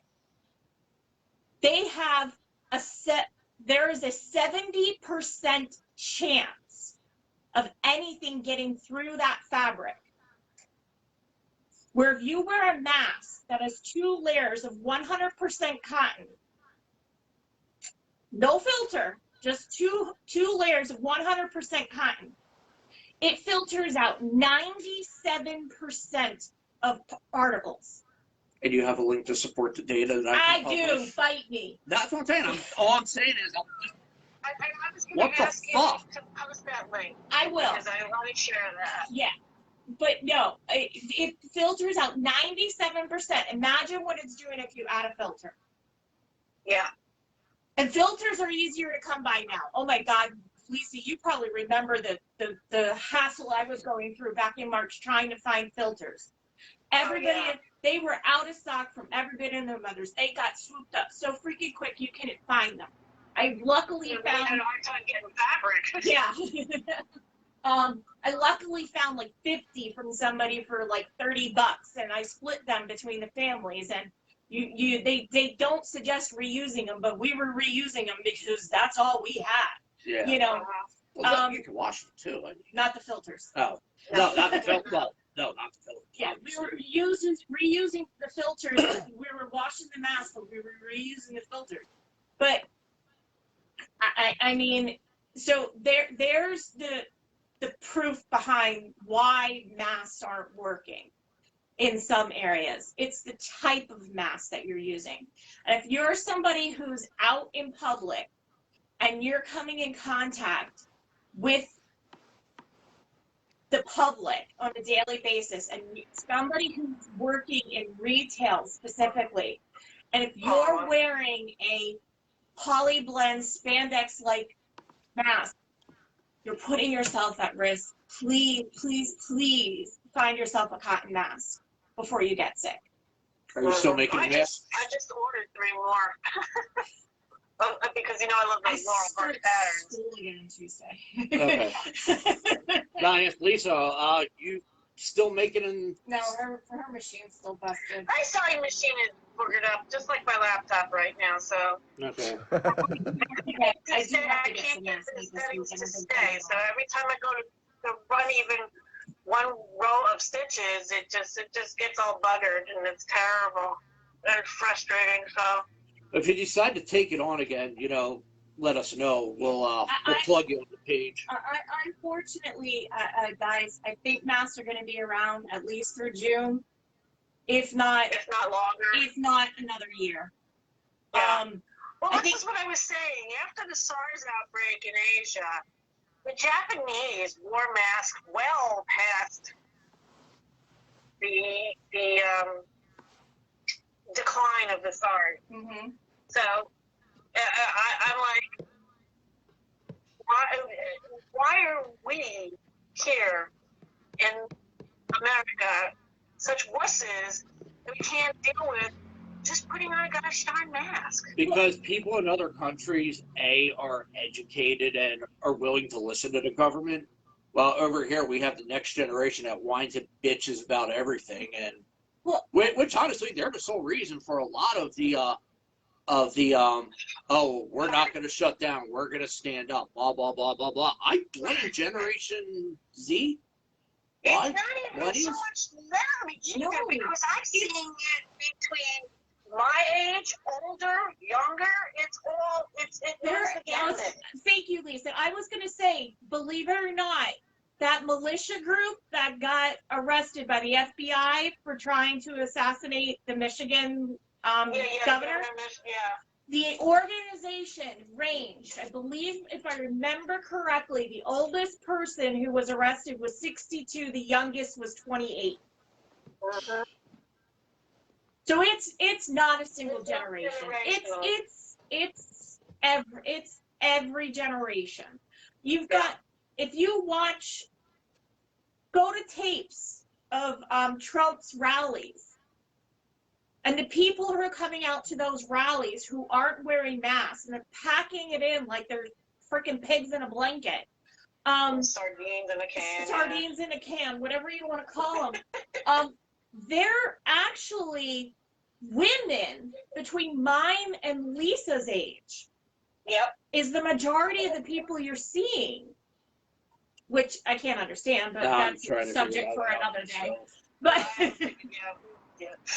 yeah, but oh my god. But yeah, my I mean, sister's one of them. it's mind-boggling. But you know what? I mean, it is the core of what the United States is, and the core of our Constitution. Freedom of speech, freedom of religion. I mean, without turning us into the next, what is it, South Korea, North Korea? North Korea, Kim Jong-un. The next North Korea, which was Trump, I think, is actually trying to do. But, you know, Kim Jong is his BFF. Oh, stop. Without trying to turn us into the next North Korea or Japan, China, Russia, without, like becoming one of those countries, we lose everything that's the core of our Constitution. I mean, and yes, it's frustrating, but I mean, how do we pick and choose which rights are more important than others? It's hard. I do not so much rights. It's just a matter of doing the thing for the common good. But from the standpoint of Lisa, from the federal government, these governors, the state representatives, the senators, the president, the cabinet, how do they decide which right is more important than the next? How do we decide what freedom is more important? Do we sacrifice the greater good and the population just to allow everybody to live their life, and not care about the deaths? Or do we take precautions and try and save lives and listen to everybody complaining about rights being taken away? I mean, it's almost the same argument that we hear every time there's a school shooting. Oh my God, the Democrats are going to take our guns. They're going to take our guns. They're going to take our guns. Oh my God. Have we taken your guns? No. Have we suggested maybe there be tougher laws? Yes. There could be tougher I laws. mean, what the hell do you need a 220 round fucking rifle for if you're Joe Black who lives on the corner and you don't hunt, hell, even if you do go hunting, what the fuck do you need a rifle like that for? I mean, that's not sport. That's come home with Swiss cheese. Yeah, that's slaughter. You're not bringing home a deer to fill your freezer. You're wasting a life. Might be a I light mean- powdery substance Yeah, I know. involved in it, so why Um, someone might need something that It's big. just so again, who are we to decide? You know, that right? It's supposed to be, you know, Yeah. it's we choose. How do you choose to save the lives of children from school shootings by taking away guns, or choose for the right to bear arms? I mean, it's a hard decision. I would never want to be any of these senators or the senators or the House of Representatives or the governors. I would never want to be the one to make that decision, because I don't think I could make that decision for anybody. Right. I Or mean, the parent of one of these children. Right. The How do you- Newtown shooting. One of my friends from high school, her niece was one of those children who was murdered. I think it was a few weeks ago, Mike, you and I maybe were talking about this, that there was a time, this was before my time, obviously, but I guess you could pull in at your school. You brought up school shootings. You could pull into a high school. Your principal would be out there in the morning visiting you or welcoming the students. You could walk him over and you guys would show each other their hunting rifles and not think another thing about it, you know? Right. Now you have to make sure that if you're driving to school, that your gun is not in your gun rack in your pickup truck. Yep. Or your hunting knife didn't accidentally roll underneath the front seat. Because if anybody hears about that, anybody sees it, you're going to jail for a felony. Because it's a felony now to bring any kind of weapon like that onto school grounds. I mean, it's just, again, though, how do we choose what rights to suppress? How do we choose which rights, you know, and you know, if you think about just the gun argument, and you apply that to COVID with lives, how do you choose between allowing people to go to the store, go to restaurants, go to a bar, between saving their life? And not only that, and I talked to, I think it was you about this last night, Mel. They're saying, you know, what the limitations are. Was it 10 people indoors, 50 outdoors, no eat-ins, no movies, museums, and all that. But churches you can pack regularly, as you did on every Sunday. Yeah. And weddings. I mean, By the way, if you're smart enough to understand, you don't need to be in church to worship. Right. And you know what? I'm right here. Shut the hell up. And you know what? A lot of churches have, up to this point, from March until now, up to this point, if you have not made accommodations and started having services online, at least for those who choose to want to attend them online and not in person, you know, I don't know where you've been living. You know, most churches have chosen to shut their Services down. not to shut the services down, but to have the congregation be virtual. Yes, they're losing money. They're not getting the offerings. They're not getting the offerings and the donations and stuff. But you know what? They're still running stuff virtually. Most, at least. I mean, it's the big mega ones that are like, I'm losing my $1 million a day we used to bring in. You know, it's, I don't know. I mean, I understand the whole, you need to divide state from church. That the state shouldn't decide what the church does, and the church shouldn't decide what the state does. But they got their hands in each other's pockets, you know. And that's the thing.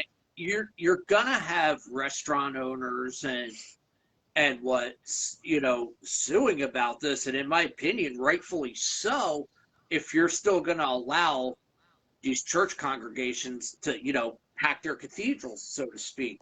Granted, most of them are saying, you know, 20, 50%. But if you look at the way that the laws and the rules are written, they could be packed thousands of people every Sunday if they wanted to. And that's because they've been told that the state cannot tell the church how to run their business or to run their church. So the church doesn't have to put a limit on the number of people that are there. They don't have to require them to wear masks. They don't have to abide by any of the governor's mandates and stuff like that. They can take it as a suggestion. And I get it because it goes back to the core of our Constitution. And I get it, but at what point do we decide enough is enough? We've lost enough lives. Enough people have died. We've got orphan children because both of their parents have died of COVID. Yep. Do you want to be the one to have to stand there in front of that child and say, it's my fault? Your parents died because I wouldn't wear a mask and I didn't want to stop going to the bar? Angel brings up a great point here. She says, I worry more about the hospitals getting overwhelmed and people giving up on treating folks. Or refrigerated trucks filled with bodies waiting to be buried. And she's with me. Churches get shut down. Thank you.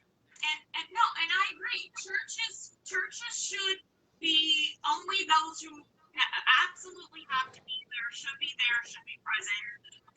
You need to be doing it virtually. If you haven't been doing virtually at this point, obviously you need to get out of the Stone Age. And learn how to use a computer. It's not that hard to do to stream your service. There's many streaming services out there that will help you. And I agree with Angel 100% as well too. Now, you want to agree with her on this next statement? Go ahead. The hospitals. My friend from West Virginia, her husband, who is a respiratory therapist, he works on the COVID floor as a respiratory therapist. He just yesterday had his first day off in 6 weeks. I believe it. And she said he slept all day. He got up, he ate, he went back to bed. He got up, he ate, he went back to bed. He slept for just about 24 hours straight before he had to go back to work today and had no idea when he was going to get his next day off. They've been working 12 to 18-hour shifts. Vicky has been consistently working 16-hour shifts. She's working 2 8-hour shifts a day. She's working doubles. I mean, it's these healthcare workers are burning out. They are starting to drown. She says, I think all businesses that already have high cleanliness scores should stay open, but shitty greaseball dive places need to update or close. You know what? That's not a bad idea, but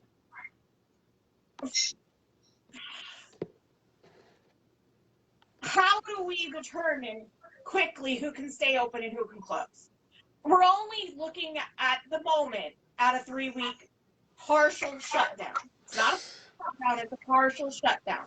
It's more or less a little bit of a slowdown.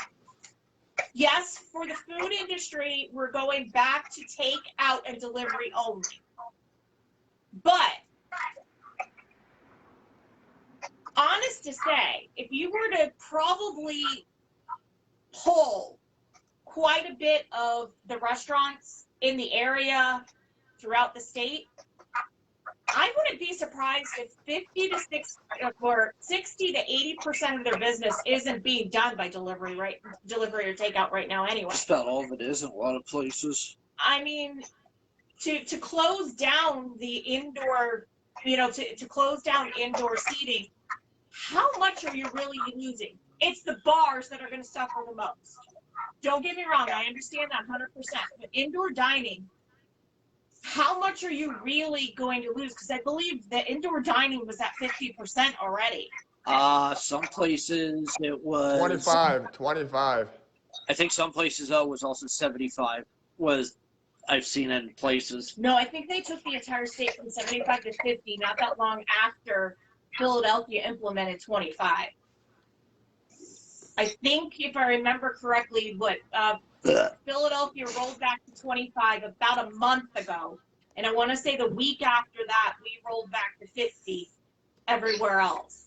But so I mean, we're looking at 50 to 25% probably throughout the state already, which a seating capability. But I mean, like I said, the bars are the ones that are going to be suffering the most. I think the majority of everybody else has already figured out how to survive the best that they can on takeout and delivery, whether they're doing it themselves direct or they're using one of these services like Uber Eats or Grubhub, DoorDash, different things like that. I mean, American Express, I don't know if anybody's seen the commercials recently. American Express is actually offering DoorDash subscriptions for 3 months for free. I haven't seen that. With an American Express card. And then after 3 months, you have to start paying a monthly fee. But they're offering all of their cardholders free DoorDash for 3 months just to promote, indoor, at-home dining.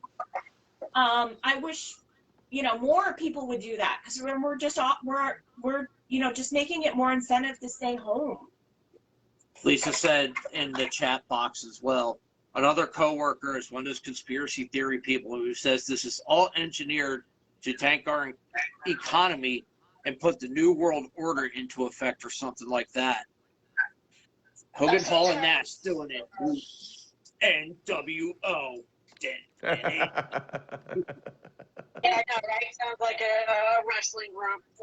And here's the surprising thing. Yeah, brother. If you take a look at the Dow and you take a look at the stocks and stuff, they've actually rebounded nicely. There, it was over 30 was the last time I'd seen the Dow. Mikey, do you know what the Dow's been finishing at the last couple days? I haven't been watching. I haven't been watching it. They've rebounded nicely, because at one point in time when I looked at my 401k, I lost like $300 for the year. In my 401k, in a matter of like 30 days, I lost like $300. I've gotten all that money back plus an additional like $70. So, I mean, everything is starting to rebound nicely. I know a lot of it has to do with not the S&P, but that something closed at an all-time high of like over 300 the first time after the day after Biden was declared president-elect.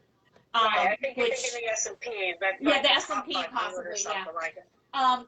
Even though that was all Trump's doing. But, yeah,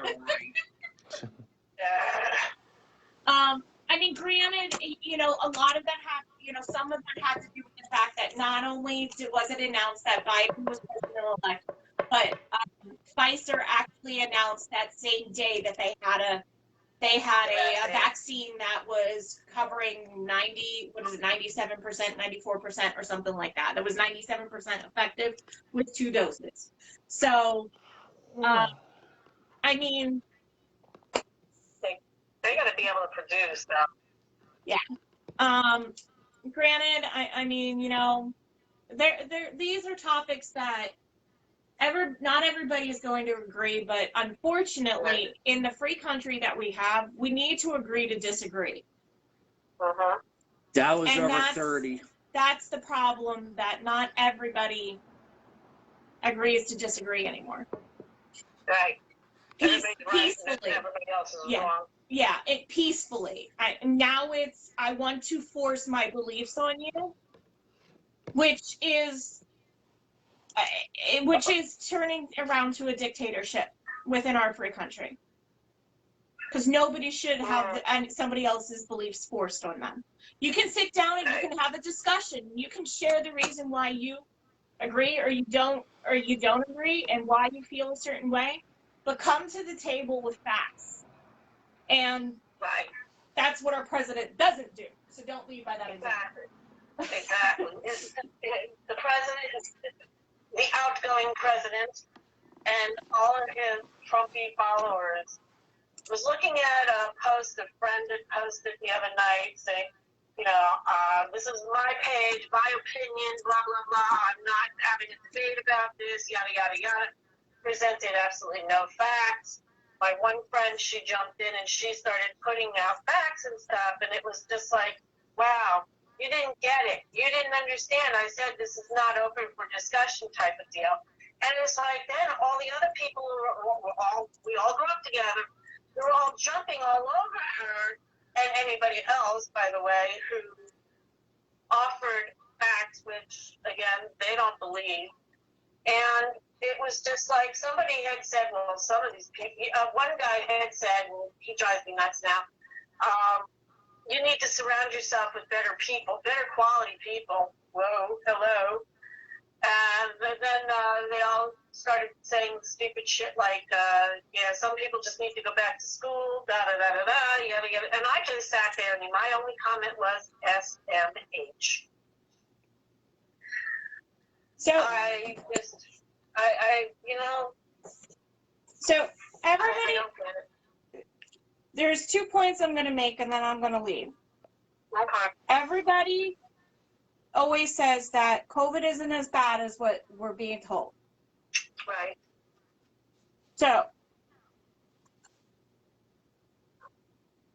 there is a article from the Arizona Republic from 23 hours ago titled "A Slap in the Face. Yuma Hospital fires ER doctor for talking about COVID-19 in Arizona." Why are we silencing our doctors and our nurses if it's not as bad as what everybody is saying it is? We're silencing the people on the front line for a reason. And that message is probably coming from the person who is controlling the data. The White House should not be involved in reporting this data. It should be the CDC. It should be the CDC, and that is it. Yeah, it's also, there's a bunch of places that pick this up. Yeah. They're silencing the front line in a lot of places, because that's just one article that you can find. You will find them all over the place. Now, the second article was from CNN, and it was in regards to the Texas filing with the Supreme Court, which, yay, that it's been dismissed.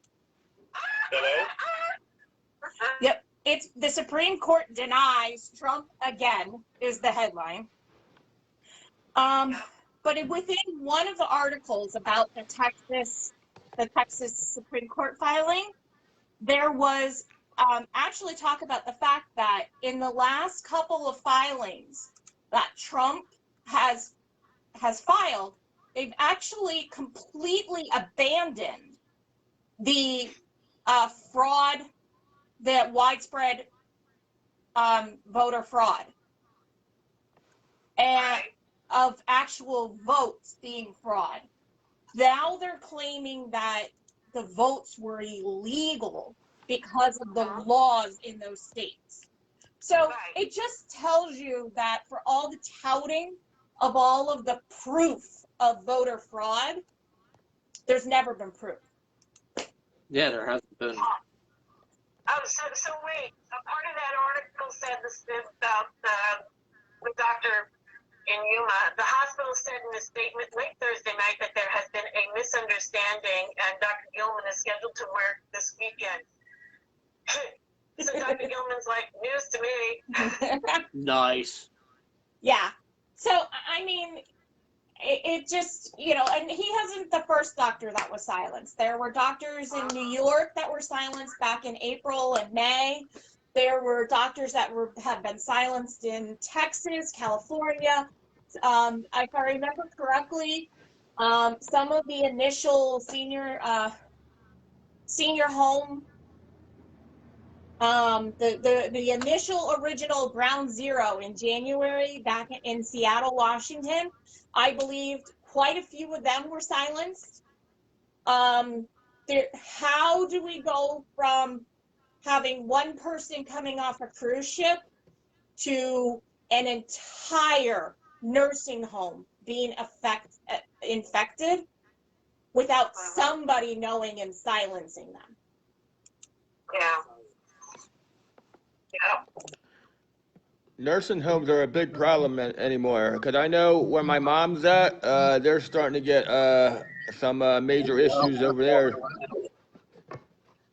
Well, and like I said, one of the 2 nursing homes within the family, actually there's 3 within the family. One of the 2 has an outbreak. And they went back to lockdown, that there's no visitors. When they had no visitors, they were able to contain it because they were able to control what was going on inside. Don't get me wrong, it would suck if I was in a nursing home and I had to sit there day after day after day and never see anybody except for the people taking care of me, that I couldn't see my family. But with things like cell phones and videos and, you know, Zoom conferencing and stuff like that, more leniency in that area should be working with these nursing homes. And that would be my question, of what are these nursing homes doing to help these residents still communicate with their family and not be cut off from their family? I know some of them are actually, they've brought iPads in and whatnot to be able, I guess, to hook up to the machine so the relatives can see them and whatnot. Which I think is a great idea. I mean, we've been at this for over 6 months. You should have implemented something 3 months ago, if not 4 months ago, where these people would still be able to have interactions with the outside world. Exactly. I mean, if you're able to contain it and make it a bubble, especially with those who are most vulnerable, I think it should have stayed that way. Like I said, I know it sucks not to be able to visit them, to know that maybe some of them are towards the end of their life. But if you get to the end of life care, at that point, all bets are off. Let everybody in. Exactly. But if it's not regular, normal care, you know, they're already at risk because, and nursing homes, and Mike, you could probably help, you know, attest to this. They don't have doctors. So if something happens and one of them gets sick, they have to go to the hospital to be treated. So they go to the hospital and then they come back. How do we know they're not infected? But now we're also adding the layer of relatives coming in and visiting. On top of the layer that the workers who are taking care of them are leaving and coming back every day. So you've got 3 different places that one person who's sick could come in and infect the entire place. So if you can eliminate one of those areas, and one of those possibilities is somebody getting sick from, which honestly, if you're making your workers work 16 hours a day, they're probably not going out infecting themselves by going places anyway. So you probably eliminated 2 places. Pretty much, yeah.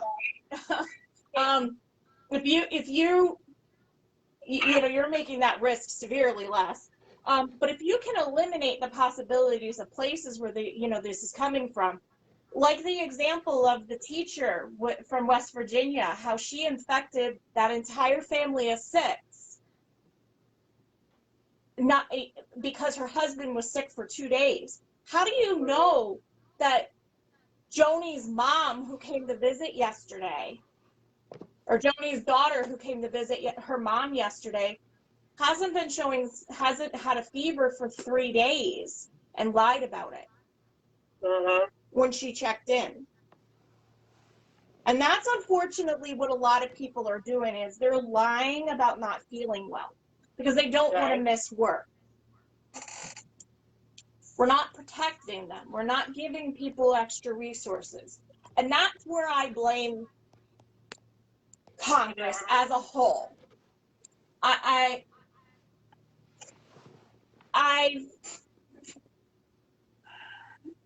the House of Representatives helps. They try to do things. They want to give to everybody. They want to help everybody. But they seem to get roadblocked by the Senate. But then the House digs their heels in and says, nope, we ain't talking if you ain't going to do this. You know what? It's time to put the pettiness aside. It's time to put this shit aside. And it's time to actually help people. Me and Mike, I know we got in a huge discussion yesterday because there was an article that broke that there was a bill that's on the table, but they said it's most likely it's got bipartisan support, but it's not going to get the Republican support. Right. Because it doesn't have protections built into it. And here, this is something to think about. The protections that they want, the Republicans want in these bills, are so that you can't sue the federal government, the state, or your employer because your mom died. So if they want protections so that you can't sue the state, the government, or your mom's employer because she died because she got sick at work, or she got sick because the federal government didn't do anything about it, why are we not doing more? Why are we not doing more? If Congress and the Senate and the House, or even just the Senate, is so worried about getting sued because somebody died, why aren't they doing more? Why are they not supporting the governors? Why are they not pushing the president to do more? They just don't want to be sued. So they know that they're failing us. They know that they're not doing everything that they should be doing. And in the end, when everybody realizes it and everybody wakes up 6 months to a year from now, and everybody starts suing because the government didn't do more. Patricia says if people can put their egos aside and stop being petty and God damn it, Mohler. And wait for the greater good, maybe we can all get through this. You're welcome. Yeah. And she's right. Definitely. Just the fact that the Republicans won't support any COVID bill that doesn't have built-in protections says a lot. Says a lot that they only care about their own agendas. Well, right, exactly, which is Big business. The majority of these people have their pockets in some form of big business, and they are lobbying for protection for those businesses so that they don't go bankrupt from all of the COVID lawsuits that are waiting to happen. Because you know what? The ambulance chasers aren't on TV yet, but they will be. They will be for the next 10 years. Did your mom die of COVID? Call me now. Now. On to next, Maury. But am I not right? And that's the reason why they want these protections, because they don't want the ambulance chasers saying, your mom, your sister, your brother, your child died of COVID. Call me now. I can get you money. Did your brother or sister die of tainted air from the ventilator? Call me now. No, you're right though. It's just a matter of time before the ambulance chasers are on TV. I'm actually surprised they're not on yet. I'm actually surprised they're not on yet. I think they don't know which way to go yet. I think they're waiting for everything to fall out because, to be honest with you, the majority of the state House representatives are shooting themselves in the foot. Yeah.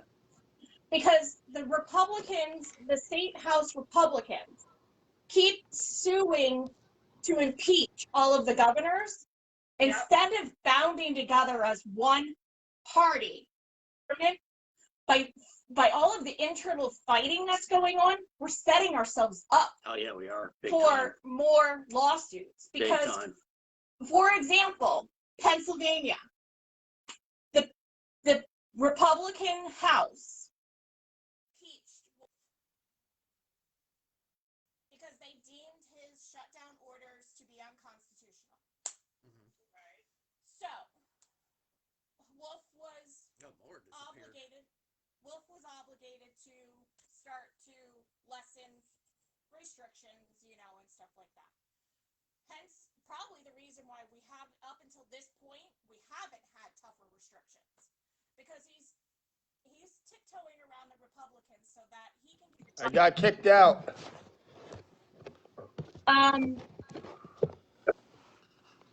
But we again have opened ourselves up. Well, the state has opened themselves up for more lawsuits because Wolf isn't pulling the trigger. He's tiptoeing around the Republicans. He's not, him and Levine are probably not doing what they really like to do. I mean, our case numbers are higher now than they were when we were under lockdown. Why aren't we in lockdown again?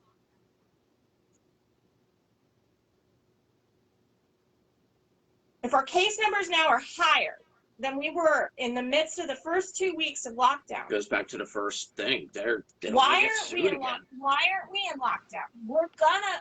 I mean, the majority of the states, just from the unemployment compensations that have been going out, or the majority of the states are bankrupt, completely bankrupt, going into foreclosure. We are not going to have a state government.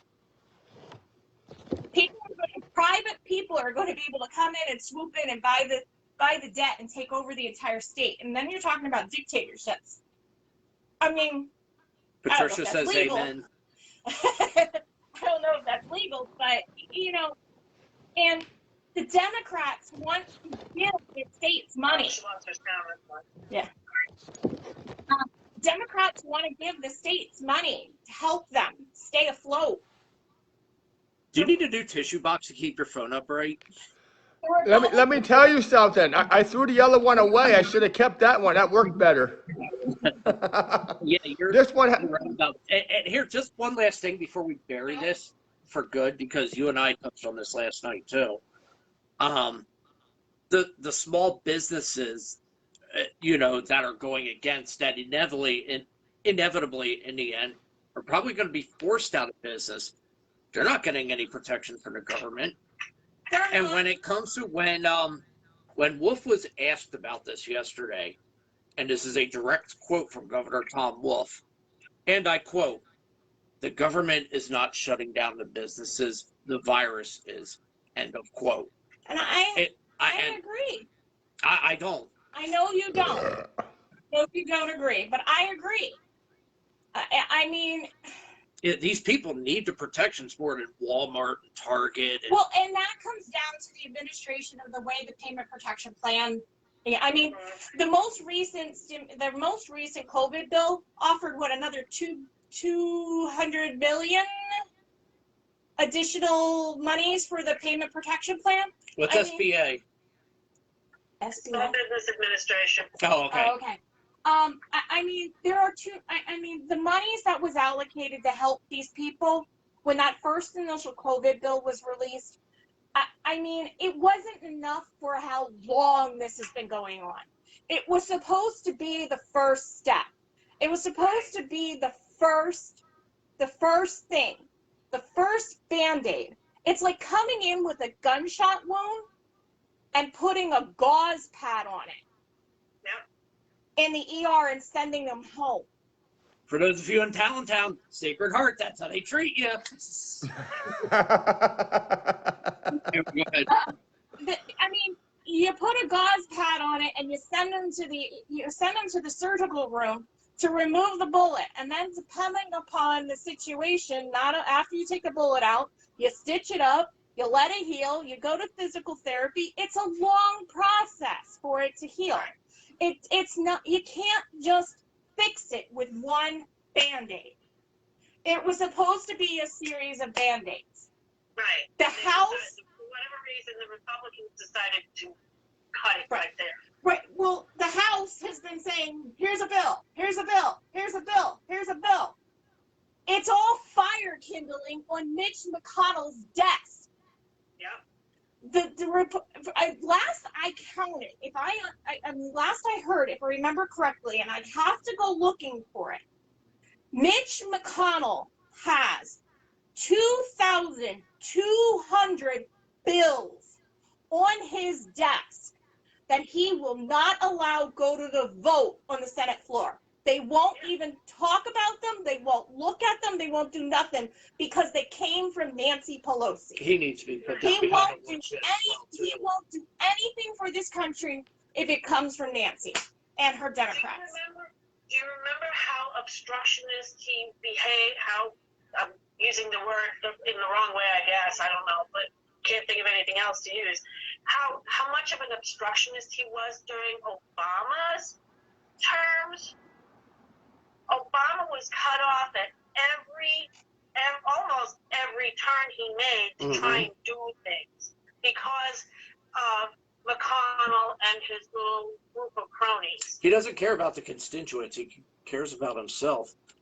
And by the way, your gunshot theory, that's what my dad would tell Zach and I. You get shot, rub a little dirt on it. You'll be fine. Stop being pussy. Hi, Dad. The Small Business Association website. Right. They have a thing here, a section called Corona Funding Options. Click here to learn more about available SBA loan and debt relief options. I'm not clicking on the link, but so they're saying here, our nation's small businesses are facing an unprecedented economic disruption due to the coronavirus outbreak. On Friday, March 27, 2020, the president signed into law the CARES Act. Was it actually a law, or was it one of his, what the hell are they? Executive orders. Executive orders, I believe which contains emergency relief resources for American workers and small businesses. the CARES Act was the first bill that included the stimulus checks. Mm-hmm. Yeah, that was in March. Yeah. Yep, it wasn't an executive order. It was the bill. Is this a breaking story? Um, Hold on a second, Lisa. Yeah, And Mike, sorry about that. Mel just sent me 3 hours ago. five. It sounds like Pfizer and the FDA are in final negotiations to release the vaccine. They're discussing the warning labels for allergies that they're going to put on the product after 2 UK people had adverse effects to the vaccine. Pretty severe adverse effects, if I heard correctly. So they want to make sure that they put extra warnings on it. So anybody who would have any adverse effects to any vaccine, they probably should not take it. Right. And that's probably, I guess might be the final loop. It's my understanding. Well, what? Supposedly Trump threatened to fire him if he didn't.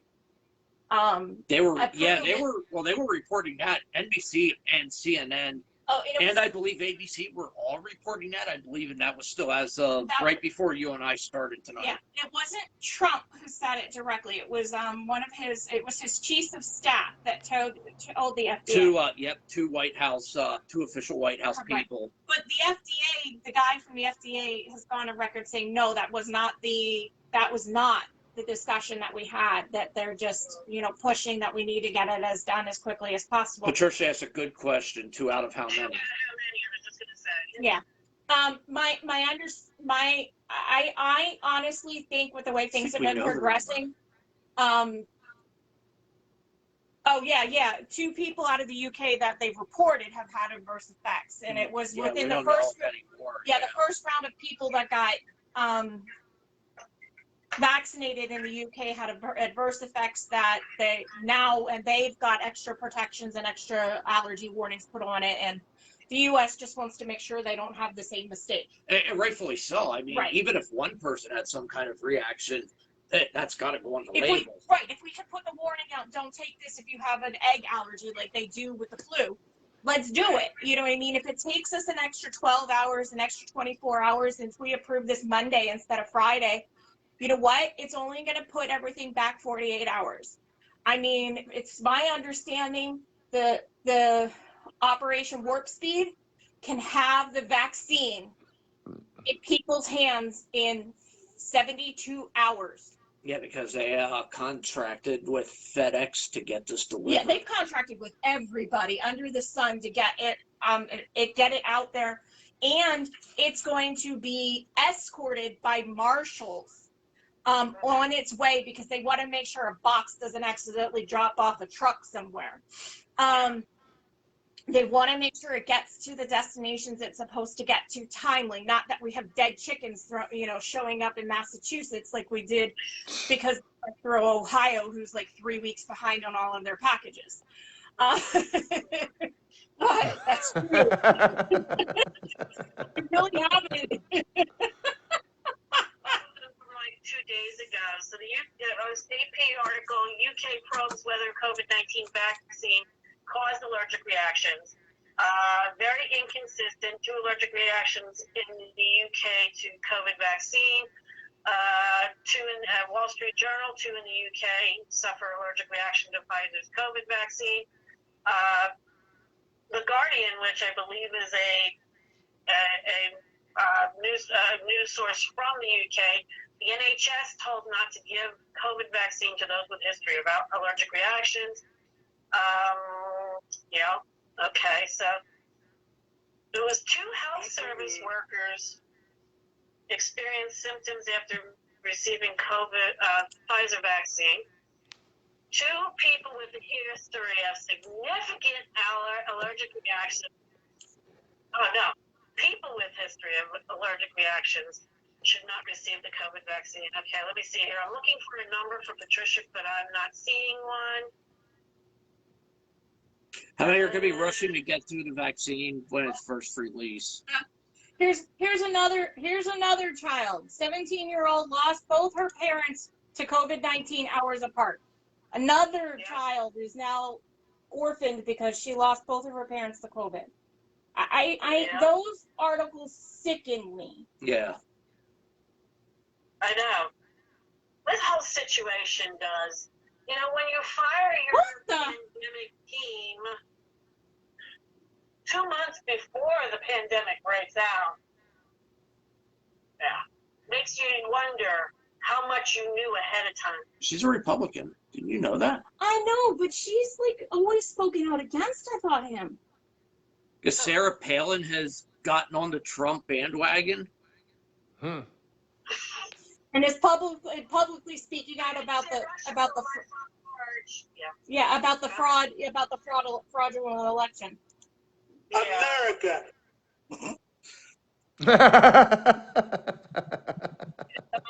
Michelle Bachmann was also saying something stupid. I can't even recall. Boston Biotech Conference led to 245,000 COVID-19 cases across the U.S. Oh, Wow. God. That sounds like what happened with the Mayo Clinic. 900 people between their sites tested positive for COVID. And why is that? Why is that because of? America. There we go. America. That's the largest footprint I've seen yet. 245,000 from the biotech. Yeah. That's But crazy. if I remember correctly, that was the conference back in what, April or May? February. A biotech conference in Boston last February that allegedly been flagged as a COVID-19 super spreading event led to at least 245,000 other cases across the U.S. and Europe. So, I mean, that just shows you what one family gathering. Granted, I know about, a biotech conference and a family gathering of 100 is a little different. But if one biotech conference that had 10,000 people at it, led to 245,000 cases.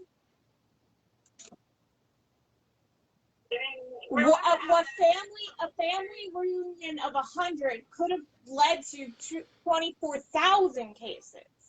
I mean, yeah, and you look at how that works. You know, it's that silly pyramid. You know, first one person gets it, spreads it to the next couple of people, and so on and so on and so on.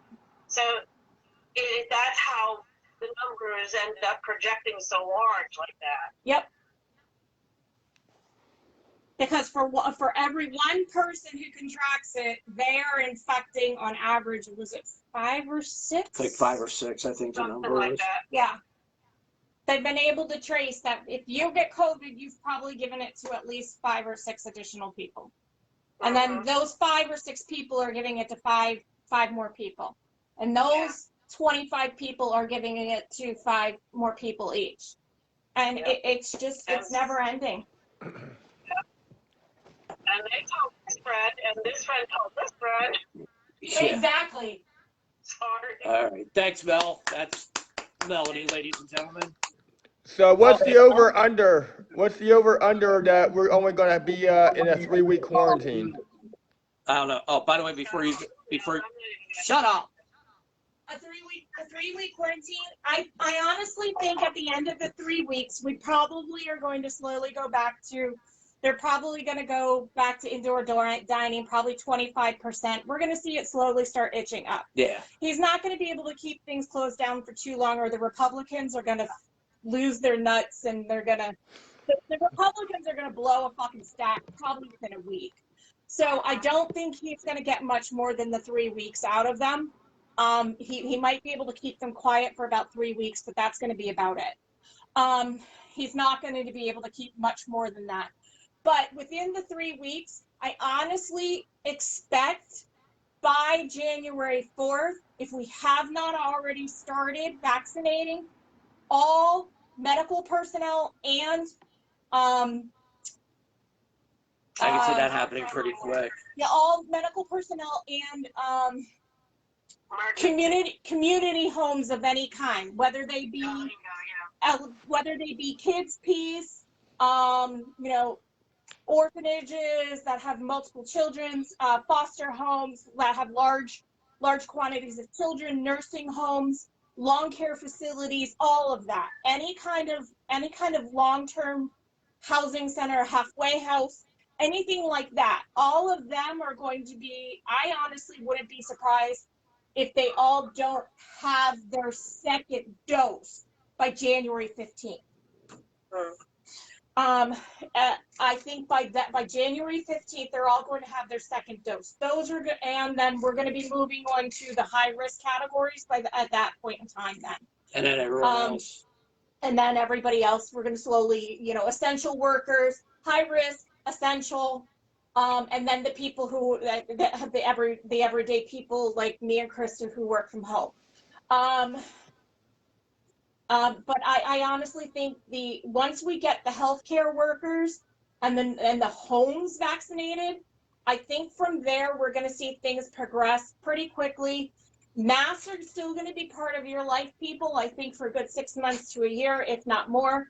Get over it. Get used to them. Yep. Japan and China wear them almost daily on high pollution days. California probably should be wearing them themselves most days too because of the high pollution there. Possibly New York too as well. We may never see masks go away 100%. Some people are going to feel more comfortable wearing a mask every day for the rest of their life. Some people are never going to want to wear a mask again. But I mean, I forget if it's Japan or China. One of the two. They're actually required on high pollution days to wear a mask if they leave their house. And that was, as of a year ago, they were required to wear a mask on high pollution days. They have to check the weather every day, and if it's a high pollution day, they're not allowed to leave without a mask. Yeah. So, I mean, we're lucky from that standpoint. We don't have those emission problems here. We've been trying to keep them under contained. But honestly, if emissions emissions gets out of hand, that is the life we're looking at. But there are going to be mask required days. Yeah. You are fake news.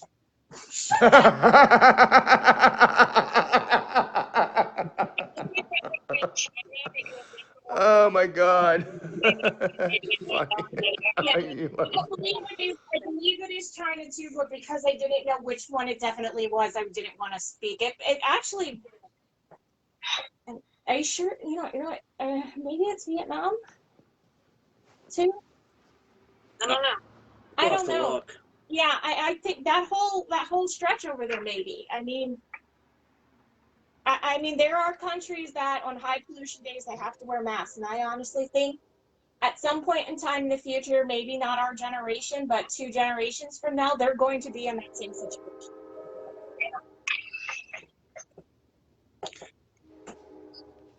All right, folks, let's wrap it up. Thank you, Mel. Thanks, no. Oh, so to answer the question about who's got the highest pollution rate, with Bangladesh is the most polluted country, Uh-huh. Pakistan, Mongolia, Afghanistan, and India follow behind respectively. Right. But But move on. That was in 2020. Let's see what else I can find out. You're not a nice person. I don't know.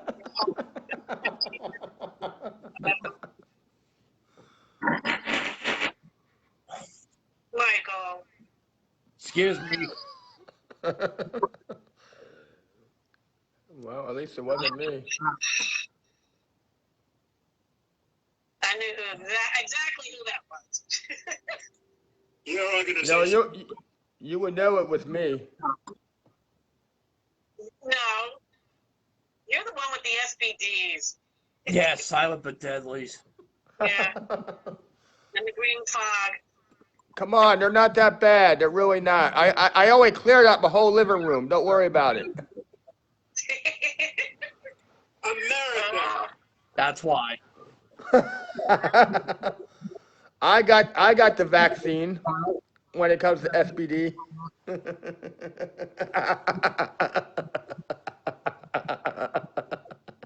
This is what we need to do for Mohler's ass.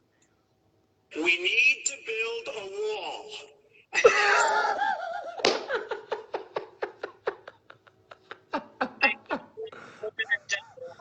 Yeah, pretty much. Yeah. You need more than that to protect yourself.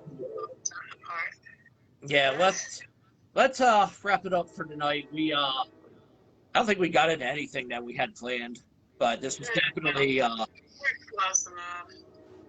definitely a really good show tonight. Listen, I wish I wasn't having such technical difficulties, but it is what it is. watch Elisa on the webcam.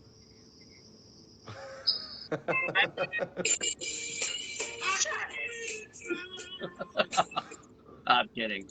All right, well, listen. Shut up. All right, Anyway, Mr. Mohler, have a good holiday. I know I'll talk to you probably about 1 million times between now and the new year. Yep. Um, more likely than not. and then Lisa, you'll be down next week. When I come over next Friday, I'm wearing a mask. It'll be an improvement. Well, if Lisa shuts up, I can get a word in edgewise. She's virtually flipping you off. I don't have nothing. I was just being funny. God, I'm sorry. No, I was just being funny. But anyway, this is our last show for the 2020. Even though the end zone with Endy and Mohler is on vacation for what, 2-3 weeks? Yep. TSO next week, Christmas in 2 weeks, and New Year's night, we're going to start probably late because the Rose Bowl starts at 5. So Oh, yeah. we'll probably like 9 to 11 Works for on me. Friday. Well, the end zone and Mohler will return on June what? June 1st then. January. January 1st. Yeah, 2021. Drink another one. No, you know what? I've only had like a 1.5 tonight. Good deal. Good deal. But even though the show is going to be on vacation until January 1st, I do have some events going on through the holidays. Starting with tomorrow, I will be hosting trivia night. Trivia night will start 7 p.m. tomorrow for those who want to participate. Next week, I will be hosting bingo on Saturday night. NGO. Sorry. NGO. Make sure you have your cards. If you want to participate, you got to click that link to get your card. If you have any issues, let me know. But I've tested the theory. It seems to work. So hopefully, knock on wood. Hopefully, it's not like the show and we haven't have glitches. And then the day after Christmas, the most popular I am bringing back is the Family Feud. I am not playing. Come on, Mike. Come on, Mike. You gotta play. You gotta make the fast money round. I gotta play. Don't you want to get beat for the third time? So someone else can beat me? Yeah, F you. But anyway, yeah. So, December 26th, we are bringing bingo. Bringing Family Feud back. For those that are new in here, Mike's been beat twice in the fast money round. That's why he's saying he doesn't want to play anymore. Hey, you only lost by 24 the last time. It was like what, 60 the first time. Oh, it was more than that. It was like 80. It's like 80 Oh yeah. Give or take a few. But yeah, Family Feud is coming December 26th, 7 o'clock. We're going to play it the same way. All the questions will be given in the group starting at 7 p.m. 3 rounds we'll play, and then we will take the top 2 with the highest scores that will play in the fast money round. And Mike plans on being there again for the 3rd time and losing. Breaking news just came through the wire. The FDA has authorized Pfizer and BioNTech's COVID-19 vaccine for emergency use. Now the CDC and its advisors must okay the vaccine. So the FDA has given its approval. Now we just got to wait for the final okay from the CDC. Good deal. Good deal. They're working late on a Friday. Well, I guess you have to when you got a pandemic going on. You gotta. Yeah, I know. Yeah. At least we know they're working. At least we know they're working, not like the Senate. Yeah, I know, right? Hey, but the Senate says they're not going to take off before they have a deal going on, a deal for the American people. We'll see about that. I guess they got a temporary deal tonight until next week. Yeah. And they still got to vote on it by what, midnight next Friday? I think. I'll have to read further into it. Hey, you know who we should have called to beat the vaccine? Who? Hulk Hogan. There you go.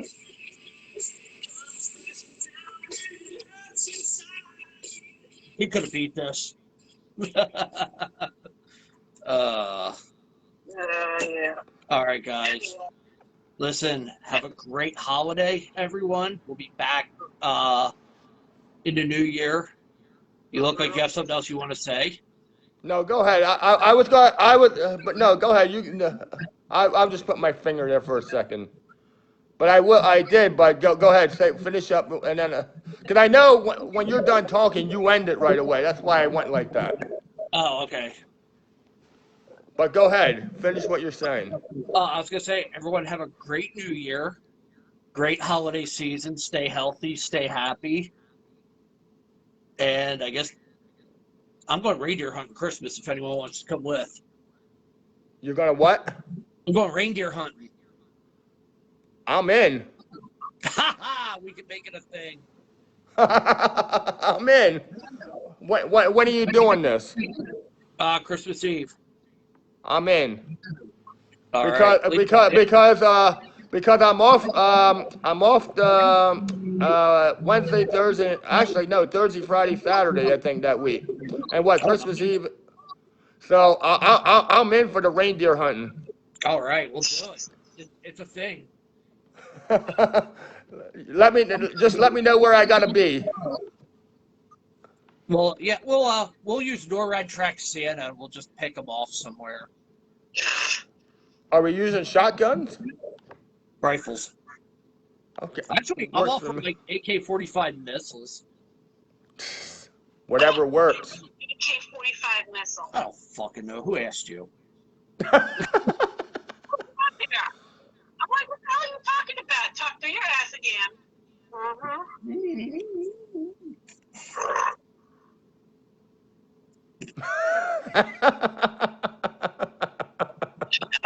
My God.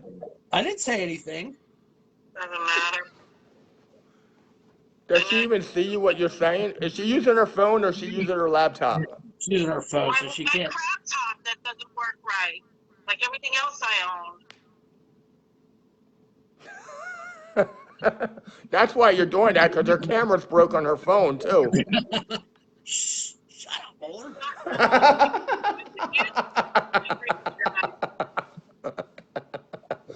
Oh, I didn't mean to rat you out like that. Anyway. Oh, yeah. Are you done now? Yeah. Were you still talking? Nope, I'm done. All right, good. All right, guys. Have a Merry Christmas, Happy New Year. As they say, I am working through the holidays with the game shows. So you will see me tomorrow night for those who are playing trivia night. So that's all I got, Mike. All right, folks. Have a good holiday. We'll talk next year.